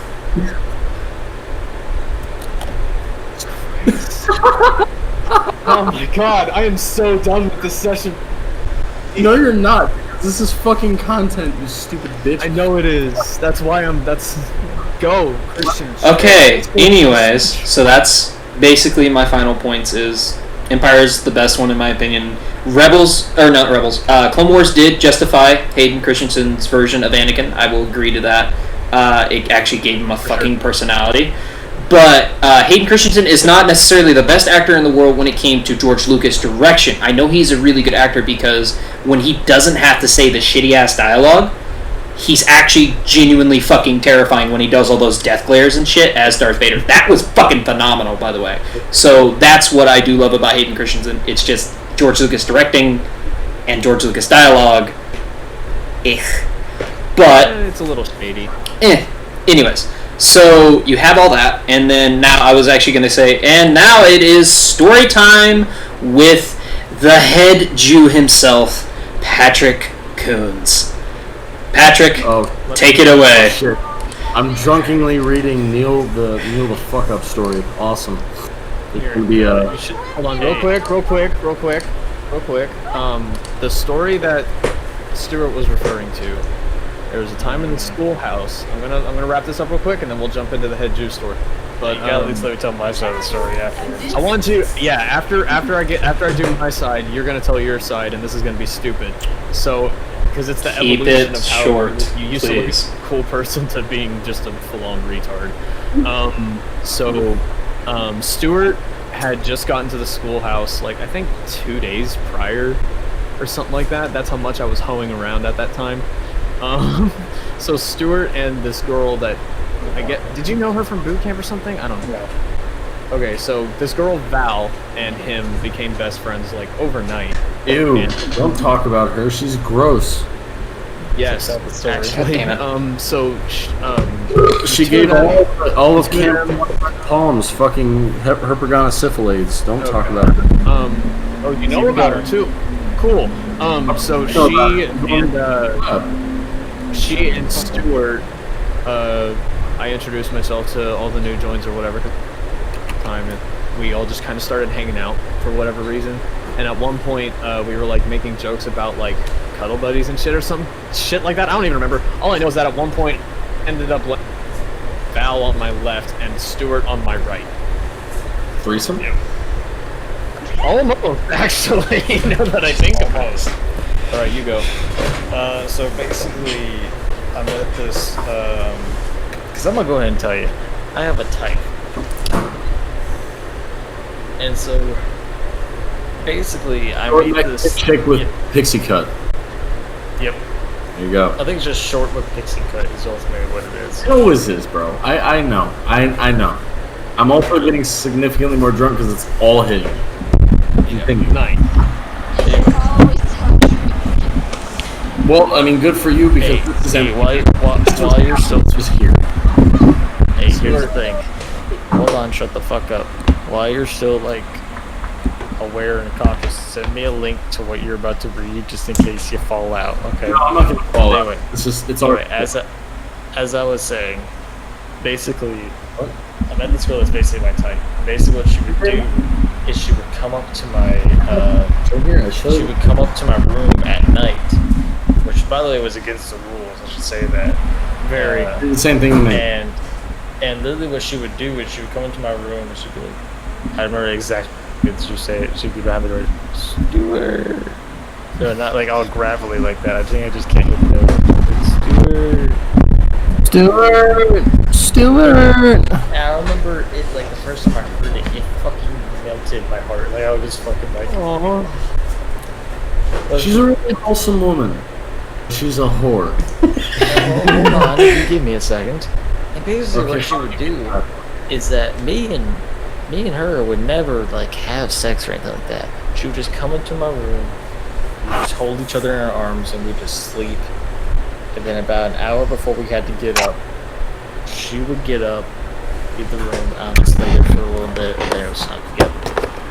That was the routine that we had. So imagine one day we start talking to Seth. I know exactly where this point is going. So we go to Seth's room. No regrets. We go to.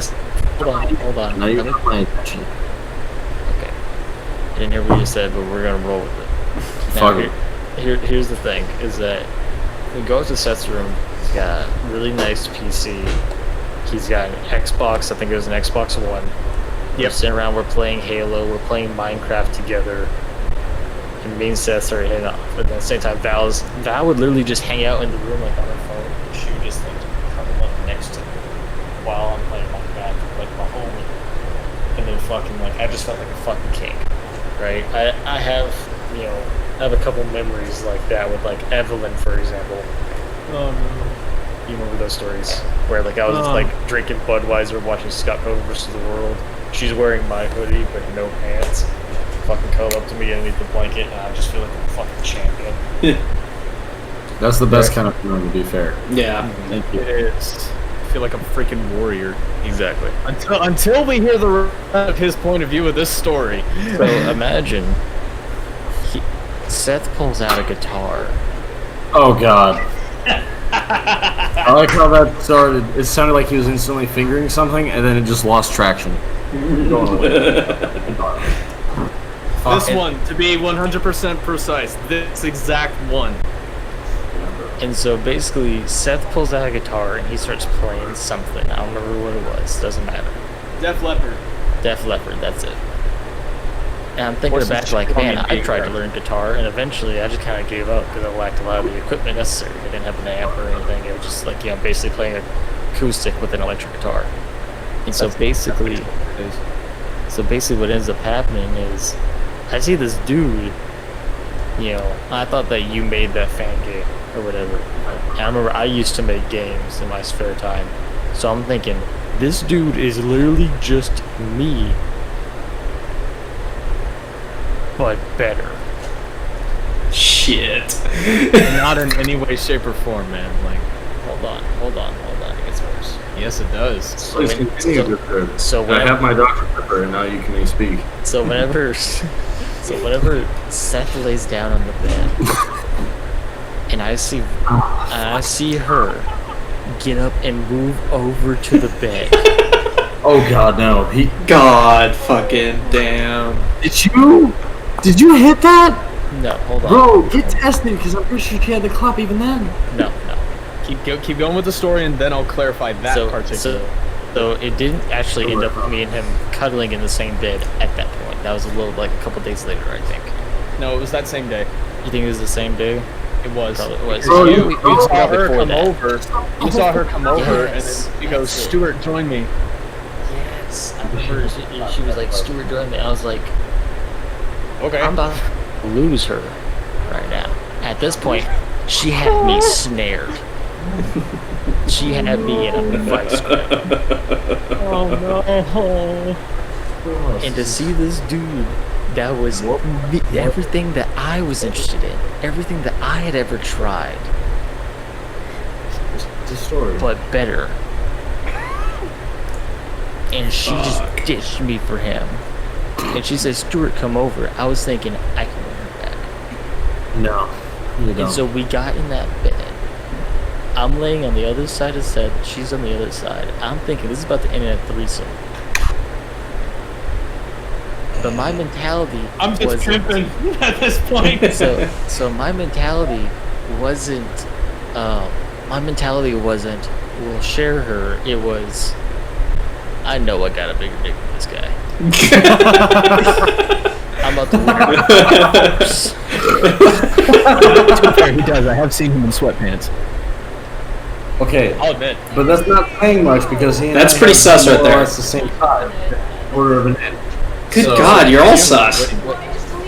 So basically, the idea wasn't like take her back by force, like call her back. It was like I'm about to nuclear option this guy. It just like she's about to have a Venn diagram comparison of like this guy can play guitar, but this dude can do the fucking like 360 McJerky fluffing in the sack. All right, this dude's got fucking moves. I'm about to do like a Tony Hawk Pro Skater combo in this bitch. Jesus fucking Christ. We're in the same. We're in the same. It's better. Do go on. You make my drunk brain happy. So basically, like we're laying there. All of y'all and who I'm like, weren't there, you have to suffer through the rest of the story, just like he had to suffer through everything that happened. basically, I'm laying Yeah, there. but I'm leaving up to Seth. I'm thinking like, Seth is actually a pretty cool dude. If I were to ever like venture into gay, maybe it should be with him. I don't know. I'm thinking about this. That's running through my mind. And so I'm gonna be honest. I had the same thought about you at that point too. So we were on the same brainwaves.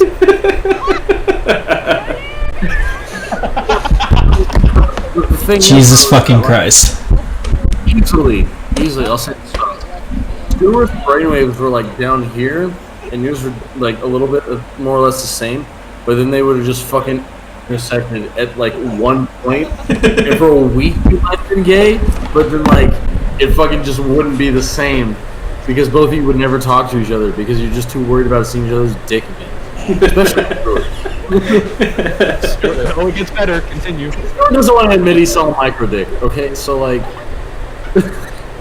And so basically, as time went on, I started learning more and more about Seth. Oh boy. And I was like, this is a job. Yeah, keep him around. And then it got down to like little things. We had a Minecraft world together. Dude, you were practically married at that point. What the fuck do you mean? Yeah. We had a Minecraft world together. You were practically married.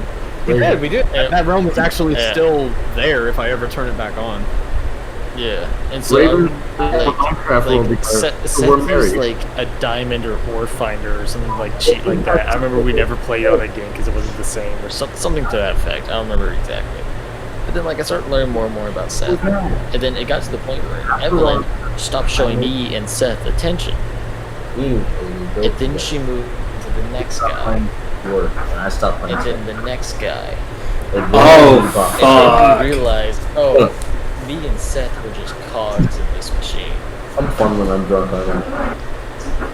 Patrick, I'm surprised Patrick hasn't heard. Oh, this is a bit that No, I Patrick wasn't fucking listening. I'm talking to my wife. Fuck you. No, I'm saying you agree with this. But anyway, Yes. I was slowly going along. No matter what he said, no matter what Stuart just said, yes is the answer. So fuck all of you. So basically, I love Junk Patrick. As time went on, I'm gonna hurt you. Me and Seth started hanging out more and more, and I'm gonna come to your then fucking house. that's when. Hold on. That's whenever Seth had the motel trip. No. That's sad, man. Don't bring up that memory that makes me think like really dirty thoughts. I don't want that. This is a wholesome stream about people almost dying multiple times, committing injuries on other people. 3 hours, 2 minutes. Which is really hard to believe. So and then him telling a story about a fucking barracks rat. Okay? I don't want to hear it. No. I'm gonna put a fun spin on this. This gets better. This gets better. Better. So basically, he's gonna Seth fucking hate introduced me to this girl named Evelyn. Oh no. Evelyn. Oh no is correct. Oh no. I feel like I've heard this name before. I have Probably to. have. You have. We've talked about her on previous episodes, but not in depth like this. So basically, what happened? No, when he means in depth, he means like this. Just saying. That's by the way. Don't worry about it. Yeah, no, I know what's about to happen. That's what I'm saying. I'm just. It's about to. All right. It's about PG-13 warning. Can I tell this part of that story from my perspective real quick? No, we have a little bit of a pattern going. After you can do yours after, but I want to say this. All right, PG-13 alert for the fucking audience that is like 5 years old. Fuck you. This is what's about to happen. Just nothing but copious amounts of fisting.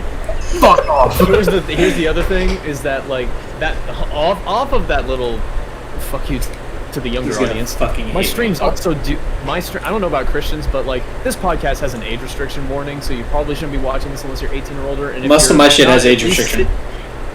Good. If you're not at least if you're not 18, you better damn well be at least 16, because if you're any lower than that, get off of my channel. I don't want to see your face.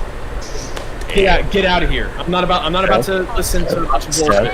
Anyway, this is my thing. Here's where. Fuck up, Seth, real quick. Remember that one time we were playing Among Us and that fucking 4-year-old joined? Or whatever the fuck he was, I don't remember. Disregard my last. That was fucking awkward. No, I'm a fucking corporal. Fuck you. Oh yeah. My bad. Playing damn well I am. So here's the thing. I'm just waiting for my promotion. Anyway, so here's the thing. Remember when we were playing Among Us? That 10-year-old kid from Malaysia joined in, yeah. Yeah, that guy messaged me not too long ago, and he called me, and I answered because I was drunk. And guess what he fucking said? What? He didn't say a fucking word. His little brother did. And his little brother kept saying, I'm talking to Gorilla. Here's the thing. Don't fuck kids, that's fucked up. Secondly, fuck you if you're under the age of 18. Additionally, stop trying to fucking call me. I will answer you. I will block you. And then I will send you a picture that you're not expecting. Okay, alright. It's a picture of a gorilla fucking a monkey. Probably just. He didn't get his number, he got his Discord. There's a difference. He called his Discord. So that was one of the... He followed me... So he followed me from Seth's Discord into the Normal Room in Hell Discord, which I'm frequently active in because I really enjoy that game and I'm excited for the second one. Go figure. That's creepy. And he would call me like, "Hey, do you want to play?" And I'm like, "Sure," because I don't know who the fuck he is. And I think he's just a random from that server. And he calls me and he's like, "Hi, I talked to a monkey," and I say, "If you ever call me again, I'm calling the IRS to take away your mom."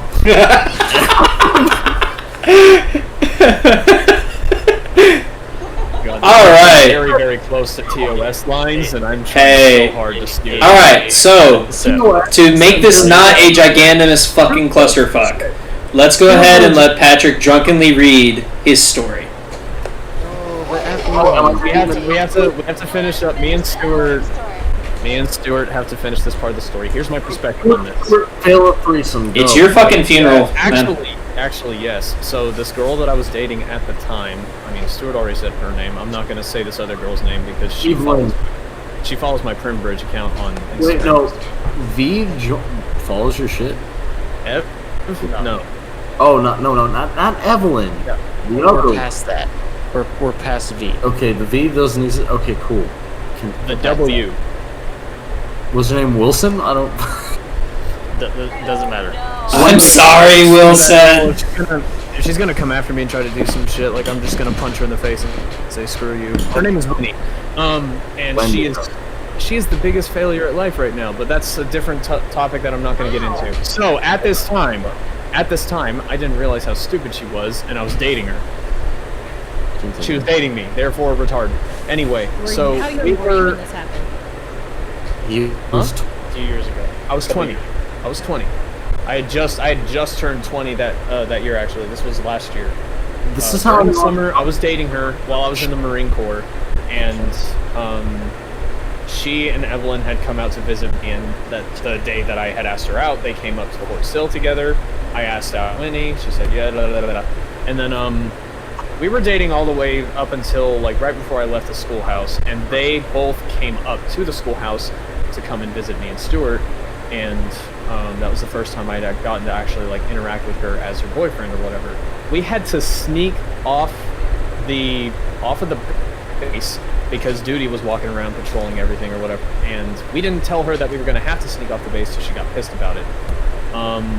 She also got pissed because while I was drunk, I sent nudes to Evelyn. I'll admit, it happened. I didn't know this part. Yeah, that's why she broke up with me. Yeah. Surprise! But yeah, so that's why we broke up. I'm a shit for it, and I admit to it in front of all the few people that are watching this. Like, I'm admitting to it. I'm not proud of what I did, but I learned from my mistake. Anyway, I'm proud of what he did, but he's gay. Shut up. So they invited us over, and we went to the hotel room. It was pretty nice for a Best Western. I'd never been to Best Western before. It was okay, but then again, it was also Lawton, Oklahoma. So I just want to point out, at this point, me and Evelyn had like just met recently, and we were chugging vodka like water.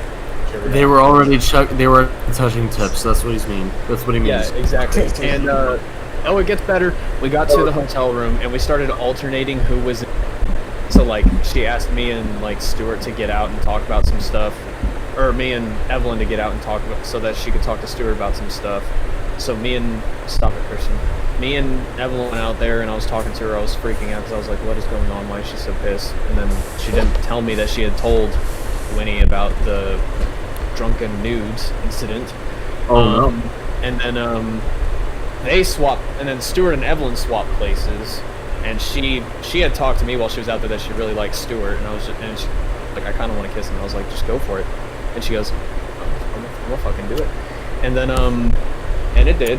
But then Stuart came out, and then I switched places with Evelyn. They made out on the car while Winnie broke up with me in the hotel room.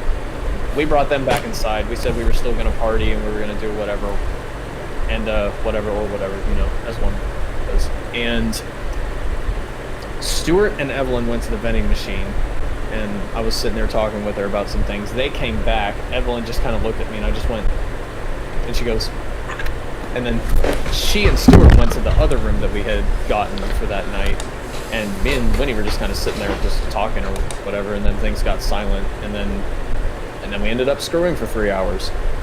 Gross. Maybe you should wear a condom. I did, because I'm smart. No, you're not. Obviously not, because I dated a girl who is now pregnant and repeating her 4th year of senior year of high school. So let me tell you the story from my side. Miranda recoiled at that one. I want to hear Stuart's part of it. Also, real quick, Seth, just because she's pregnant doesn't mean it's yours. Yeah, I'm highly aware of that. Hold on, somebody's knocking on. That's crazy because you don't have a door. I see it. It's a pack of beads. Anyway, please continue. Basically, from my side of the story is Seth was like, "Hey, we're gonna go like a whole."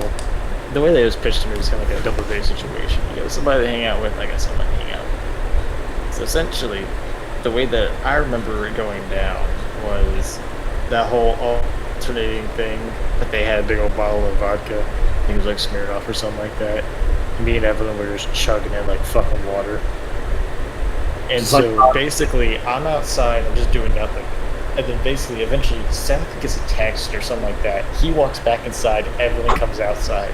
And then me and Evelyn are talking. And then you know what happens next. So basically, we go back inside. Eventually, I don't even know which part we were at. Basically, me and Evelyn eventually is like, "Hey, let's go to the other hotel room." Yep. And literally walked inside the door shut.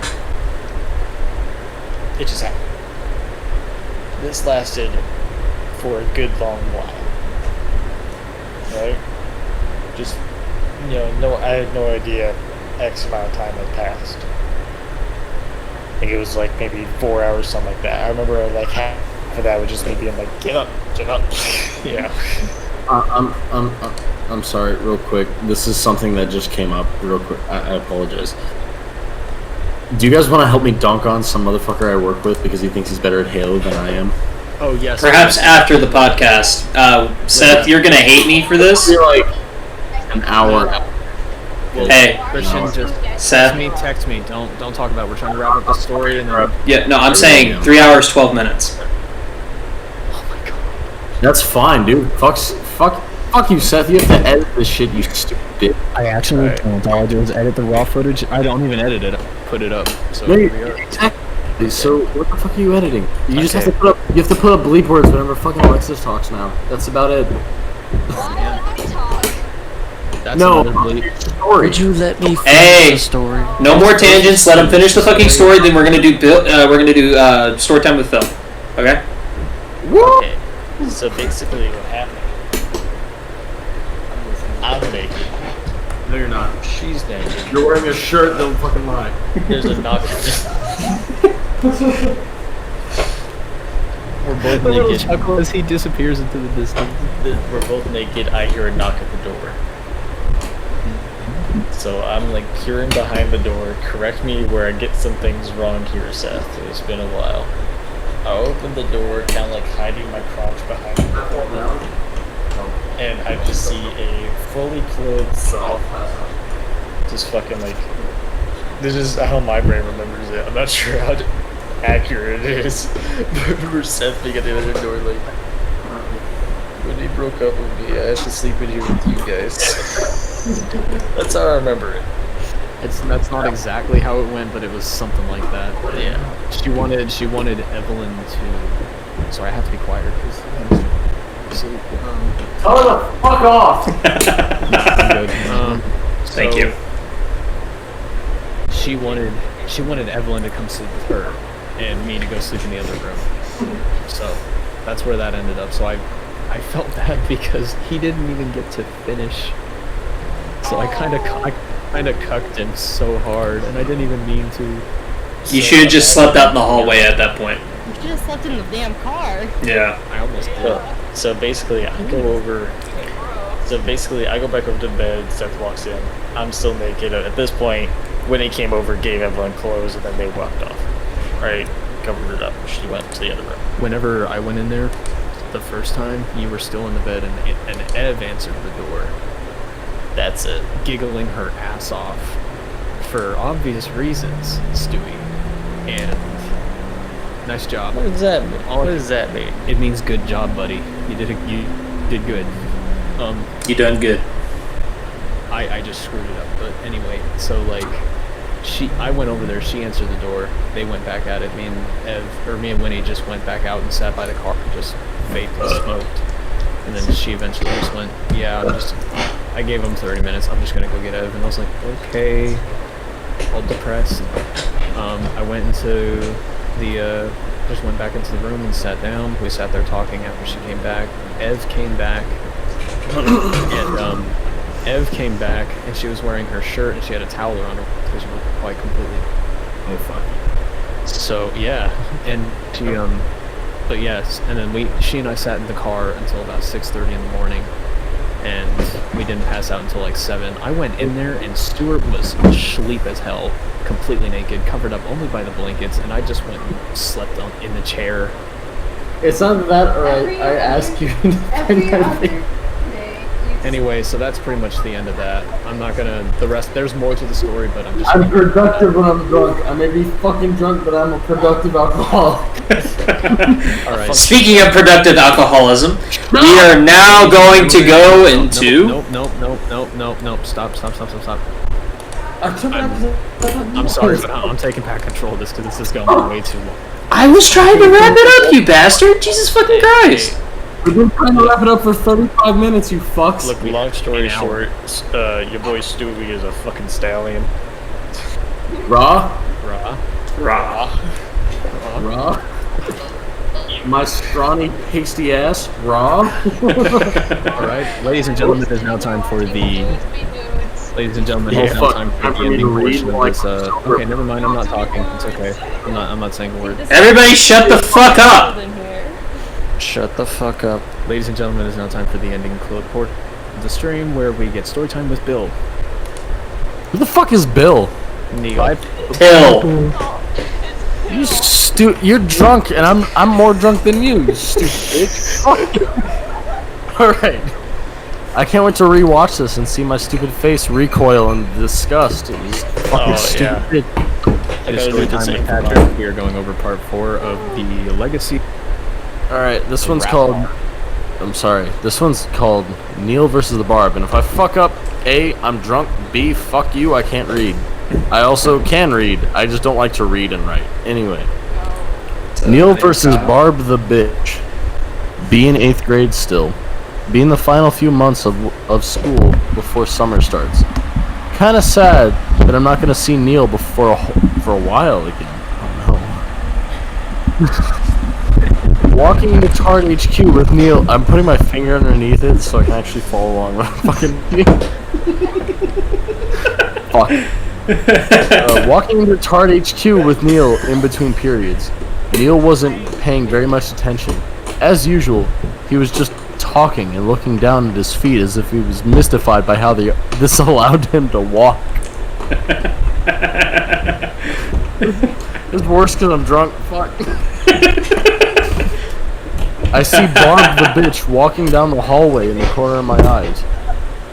Barb got this nickname because, well, she's a huge bitch. Even the tards. Even to the tards.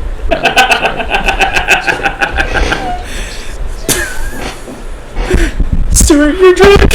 Go. This is painful. This is painful for me to read. Listen, just listen. Since Neil wasn't paying attention, he walks directly into Barb and knocks her onto the ground. He quickly says sorry and motions to help her up. The bitch smacks his hand out of the way and starts to yell, "Why don't you watch where you're going?"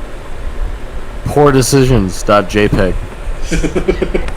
Neil takes this as an imminent threat and unleashes a short burst roar. His only warning that he's about to slap someone's shit. I begin to grow angry with her. Barb, what the hell is your problem? Neil just puts his arm in front of me like he's telling me he got this. Neil dives for her legs and she topples over. Sorry.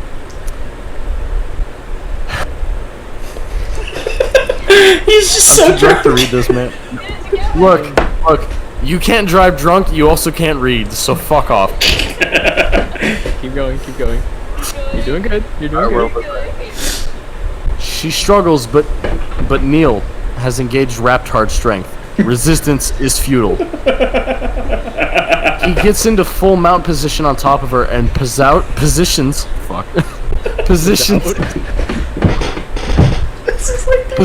his head directly over hers. The roar has stopped. What.jpg? All that can be heard throughout the hall is the sounds of phlegm being drawn up someone's throat. It's Neil. Oh god. Slowly lets the nastiest loogie I've ever seen drip out of his mouth and directly onto her forehead. It seeped onto her forehead and then down the sides of her head. Barb proceeded to cry and gagged so hard she was choking. Neil sees this as a sign that he is won and releases her from his charged strength grapple. He says, "Come, Pill," motioning over towards the Tard HQ, as if he erased the memory from his head entirely. And it was glorious. This isn't over. I have to scroll down. Sorry. Oh god. Goodness. Alright. Actually, sorry. That's the end of that one, but it was really short, so I'm going to keep reading. Part 5. Be in 8th grade. Be about halfway through the year. As I said before, Neil is lightning raptard. He is fast as hell. Well, he put his particular asset to good use against his new Wrangler. While at lunch one day, the new Wrangler wasn't paying much attention. He greatly underestimated the power of Neil. While the dumb fuck was flirting with one of the substitute teachers, Miranda. I knew that would make her smile. That's all that matters to me. Neil slipped the fuck out to go somewhere. Tard Wrangler finally notices and asks me what happened to him. I don't know. It's your job to keep track of him. He runs off down the hall. I fall out of curiosity. It continues with, finally, story of the night and fucking detection. We got to the main hallway. I'm having to hold my microphone with both hands because I don't want to drop it. We got to the main hallway. Neil is nowhere to be found, but his pants are on top of the trash can. Oh God. Oh no. We hear a scream come from the building we were just in. Turns out Neil has scared some of the girls walking down the hall. Neil's been running for a good 15 minutes straight at full speed. This would be hard for anyone to maintain. Neil's finally found by the two of us. The tard guard grabs him by the wrist and pulls him towards the bathroom to put his pants back on. Neil mumbles, "I don't feel so good." Neil engages tard food grip on the tard guard's wrist. Fuck. Try reading that 5 times fast. It's horrible, especially when you're drunk. Fuck. Yeah, fuck you. Where the fuck was I? I just lost my place. Fuck. My face is turning red because I'm in pain from smiling so much. Alright. Actually, I think my face is turning red. The Wrangler tries to free his wrist to no avail. Neil throws up that day's lunch he had. Pizza, fries, and juice. Oh God. It's actually not that bad of a lunch. Yeah, it's pretty decent. All over the Wrangler's pants and shoes. He sighs in disgust and tosses Neil into the bathroom. Neil begins to tard screech due to the excessive force used on him. Thankfully, no tards were nearby to enrage. I help calm Neil down, and he tells the principal that the Wrangler hurt him. Wrangler's me fired a week later. All because he was a dumb fuck. Don't flirt with the substitutes when you should be watching Neil. They aren't even hot. So, I just want to point out... That's what it says. I'm sorry. I just want to point out Alexis had like her hand like over the back of the chair and just doing this. Alexis, Are you fanning a fart out right now? Is that what's happening? No. Hold on. That's Hold what on, guys. Here's my cosplay of fucking Alexis fanning out a fart in the middle of Comic-Con. Comic-Con specifically. Alright. I think that's a really good note to end on because we have to wreck on some motherfucker and I don't care, fuck you, I'm doing the outro because you can eat my dick. Also, I'm drunk and Stuart doesn't want to do it because he's Stuart and he'd rather be anywhere else right now. I'm gonna let you do it only because you're drunk. Yep. I will fucking fight you. Fuck you. Anyway, thank you for watching the OnlyMemes podcast. If you are interested in seeing more of this shit, please consider donating or becoming a patron of us. You can send us questions, and you can have your name dyslexically read at the end of the podcast by a drunk me, a literal gorilla, also known as Voyager. If you'd like to hear more from Christian, tell him to fuck off, because he'll talk anyway, because we love him. No matter how much shit we give him, he's our boy. And we appreciate everything about everybody on this podcast. Christian with his shitty stories and his fucked up jokes. Seth, yeah. Alexis with her amazing beauty and her fantastic grace. We always appreciate having her on the podcast. Miranda, thank you for joining the podcast today. I greatly appreciate it. Thanks for coming. I can't speak for the rest of these fucking degenerates, but I greatly appreciate it because it gives Seth someone to actually bitch to that knows him. And I know him as a brother, which basically means that I understand him already, and having someone that doesn't understand him on the same level I do makes me feel better. Yeah. And Stuart, as always, Stuart's the man with the plan on how to roast someone. So you gotta greatly appreciate that. We got a good group. So thank you for joining. We got a great group. So thank you for joining the OnlyMemes podcast. If you would like to hear more of our dyslexic, autistic moments where we scream over each other and talk, please fucking join. Like, really, it's not that hard. All you do is you find the link down here somewhere in the description, and you press on Christian's face, and I promise you'll find a fucking PayPal or some shit. You can loan us $5. I say loan loosely because you're never getting that money back, man. You're never getting that fucking money back. But you I don't have any PayPal or anything but that. You can find our Fiverr down below. I'll set up a Patreon for us actually. Hey. Do it, you fucking pussy. And additionally, I would like to thank you personally because I don't want to be on this shit. I'm here because I want to support my buddy, and that's what real friends do. And if you like real friends, maybe you should invest in Dollar Shave Club because no one wants to fucking touch you with your shitty fucking stubble. All right? Not sponsored. Not sponsored. Not with that fucking attitude, you stupid bitch. We're fucking sponsored already. Dollar Shave Club. If you go to dollarshaveclub.com right now, OnlyMemes. You get 50% off your first purchase at any fucking... If you like to see more of the OnlyMemes podcast, please follow It's Primbridge on Twitch, follow BlackShat56, follow all of us, in fact. If you can find me on Twitter, I'll actually send you a picture of my dirty asshole. Like, oh my god! All right, this is getting rapey. You get what you want. It's not rapey. It's just nudist. You fucking freak. All right, hold on. Anyway, all right. Before Christian ends it. You all have a great night. We all love you. We appreciate the support. You have a great evening. I've been drunk. This has been Alexis. That's been Miranda. Somewhere below here is Christian, or up there. I don't fucking care. Somewhere down here is Seth and Stuart, respectively, and they're fucking autistic, and I love them to death. And I would die for either of them and not the other three. So fuck you. Don't end it just yet. I want to say one last little piece, and then we'll bye, and then. Fuck you, One Other Piece. One Piece sucks. Continue. Ladies and gentlemen, thank you very much for watching OnlyMemes podcast. This has been all this little bunch of idiots that I've managed to come across, and I love each and every Idiots? I have a fucking bachelor's degree.